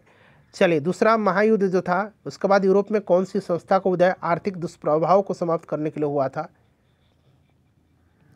तो फ्रेंड्स ये यूरोपीय संघ था। ठीक है, चलिए उसके बाद देखिएगा कि फ्रैंकलिन डी रूजवेल्ट द्वारा नई व्यवस्था कहाँ लागू की गई थी? न्यू डील इसको बोला जाता है, अमेरिका में न्यू डील। चलिए ब्रुसेल्स की संधि कहाँ हुआ था, सॉरी कब हुआ था? तो ब्रुसेल्स की संधि जो है ये हुआ था 1948 में। ठीक है ना, ब्रुसेल्स की संधि 1948 में हुआ था और इस समझौते पर ब्रिटेन, फ्रांस, बेल्जियम, नीदरलैंड और लग्जमबर्ग ने हस्ताक्षर किए, जिससे एक सामूहिक रक्षा गठबंधन बना। देखिए अंतर्राष्ट्रीय मुद्रा कोष की स्थापना कब हुई थी? तो मैंने आपको बताया था कि अंतर्राष्ट्रीय मुद्रा कोष की स्थापना 1944 में हुई थी। ठीक है, ब्रेटन वुड्स में। औद्योगिक क्रांति कहाँ घटित हुई थी? तो औद्योगिक क्रांति की शुरुआत इंग्लैंड में हुई थी। ठीक है, देखिए अलेक्जेंड्रिया नामक विश्व बाजार किसने स्थापित किया था, बताइए। तो देखिए अलेक्जेंड्रिया नामक विश्व बाजार को सिकंदर ने। ठीक है ना, ऑप्शन नंबर यहाँ पर 3 राइट आंसर हो जाएगा इसका। चलिए उसके बाद देखिए 1990 के दशक के बाद भूमंडलीकरण की प्रक्रिया को काफ़ी तीव्र किसने किया? तो फ्रेंड्स ये पिलियस ने किया था, जॉन पिलियस ने। ठीक है ना, चलिए पूंजीवाद किस शताब्दी में विश्वव्यापी बनकर के उभरा? 19वीं शताब्दी में पूंजीवाद। 1945 से 1960 के दशक में संपूर्ण विश्व कितने गुटों में विभक्त था? तो फ्रेंड्स ये टोटल 2 गुट में था। चलिए यूरोपीय देश ने किस वर्ष ओटावा समझौते पर हस्ताक्षर करके अपने आयात निर्यात को संतुलित किया था? तो ये किया था 1932 में। ठीक है, चलिए उसके बाद अगला प्रश्न करेंगे कि भारत में कौन सा उद्योग प्राचीन काल से व्यापार और वाणिज्य का आधार रहा था? तो ये कपड़ा उद्योग था। चलिए उसके बाद 8वां अध्याय है प्रेस, संस्कृति और राष्ट्रवाद। महात्मा गांधी ने किस पत्र का संपादन किया था, बताइए। कॉमनवेल्थ एनी बेसेंट की है, यंग इंडिया महात्मा गांधी की है। देखिए किस पत्र ने रातों रात वर्नाक्यूलर प्रेस एक्ट से बचने के लिए अपनी भाषा बदल दिया था? वही वर्नाक्यूलर प्रेस एक्ट है जिसको लॉर्ड लिटन ने लागू किया था 1878 में और लॉर्ड रिपन ने इसको निरस्त किया था। तो ये अमृत बाजार पत्रिका थी। यहाँ पर जूम करता हूँ, देखिएगा अमृत बाजार पत्रिका राइट आंसर होगा इसका। ठीक है ना, देखिए 13वीं सदी में किसने ब्लॉक प्रिंटिंग के नमूने यूरोप में पहुँचाए? तो ये किसने पहुँचाया था? मार्को पोलो ने। ठीक है, देखिए गुटेनबर्ग का जन्म किस देश में हुआ था? गुटेनबर्ग का जन्म, तो गुटेनबर्ग का जन्म जर्मनी में हुआ था। और गुटेनबर्ग ने सर्वप्रथम किस पुस्तक की छपाई किया था? गुटेनबर्ग ने, तो गुटेनबर्ग ने सबसे पहले छपाई किया था किस पुस्तक का? तो बाइबल का। ठीक है, चलिए उसके बाद देखिए इंग्लैंड में मुद्रण कला को पहुंचाने वाला कौन था? इंग्लैंड में मुद्रण कला को पहुंचाने वाला कैक्सटन था।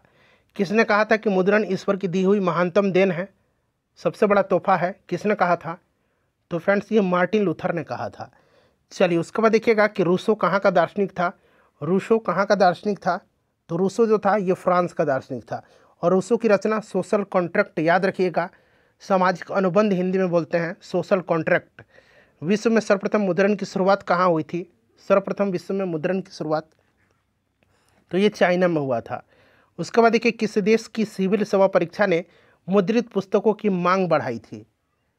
तो ये फ्रेंड्स चीन की। ठीक है ना, चलिए उसके बाद देखिएगा अगला प्रश्न है हमारा कि प्रथम पेपर मिल की स्थापना कहाँ हुई थी? तो फ्रेंड्स ये प्रथम पेपर मिल की स्थापना जो है कहाँ पर हुई थी? इसका आंसर आप कमेंट बताइएगा, प्रथम पेपर मिल की स्थापना। चलिए भारत में समाचार पत्र का उदय किस सदी की महत्वपूर्ण विशेषता है, बताइए। तो राइट आंसर 19वीं सदी हो जाएगा। अगला प्रश्न है कि बंगाल गजट समाचार पत्र कब प्रकाशित हुआ था? बंगाल गजट पहला समाचार पत्र है यह 1780 में। ठीक है ना, जेम्स अगस्टस हिक्की ने। और 1784 में एशियाटिक सोसाइटी की स्थापना हुई थी बंगाल में। ठीक है ना, विलियम जोन्स ने किया था। सोम प्रकाश पत्रिका का बांग्ला में प्रकाशन किसने किया था? सोम प्रकाश, तो ये ईश्वरचंद्र विद्यासागर थे। उसके बाद देखिएगा इंडियन मिरर का संपादन लंदन में किसने किया था? देखिए इंडियन मिरर का संपादन जो है 1861 में हुआ था, मदन मोहन घोष और देवेंद्रनाथ टैगोर ने किया था। तो इनमें से कोई नहीं राइट आंसर होगा इसका। उसके बाद देखिए वर्नाक्यूलर प्रेस एक्ट कब लाया गया था? तो लॉर्ड रिपन के समय में लॉर्ड लिटन के समय में, ठीक है ना, 1878 में, और रिपन ने इसको निरस्त किया था। याद रखिएगा। हो सकता है अगर मैं उल्टा बोला होगा तो यहाँ पर सुधार दीजिएगा कहीं अगर मैंने बोला होगा, क्योंकि वर्नाक्यूलर प्रेस एक्ट कई बार आया है। तो लॉर्ड लिटन के समय में, ठीक है ना, और रिपन ने इसको निरस्त कर दिया था। भारतीय समाचार पत्र का मुक्तिदाता किसे कहा जाता है? काफ़ी इंपॉर्टेंट क्वेश्चन है, चार्ल्स मेटकाफ को कहा जाता है। अगला प्रश्न है कि एम एन रॉय द्वारा अंग्रेजी साप्ताहिक पत्र का नाम क्या था? तो इसका नाम था इंडिपेंडेंट, ठीक है। चलिए उसके बाद देखिएगा कि हिंदू समाचार साप्ताहिक रूप से दैनिक रूप में परिवर्तन हुई कहाँ पर? तो फ्रेंड्स ये आपका तमिलनाडु में, ठीक है ना। चलिए उसके बाद देखिएगा कि बंगाल में संवाद कौमुदी कब प्रकाशित हुआ? संवाद कौमुदी राजा राम मोहन राय की है। यह प्रकाशित हुआ था 1821 में। एनसीईआरटी, एससीईआरटी, बीपीएससी, टीआरई री एग्ज़ाम 2024 के लिए मैंने कंप्लीट करा दिया क्लास 9 10th का हिस्ट्री, एनसीईआरटी, एससीईआरटी। सेशन को लाइक कर दीजिए फ्रेंड्स, और प्लीज़ इसको एक बार किसी भी ग्रुप में शेयर ज़रूर कर दीजिएगा।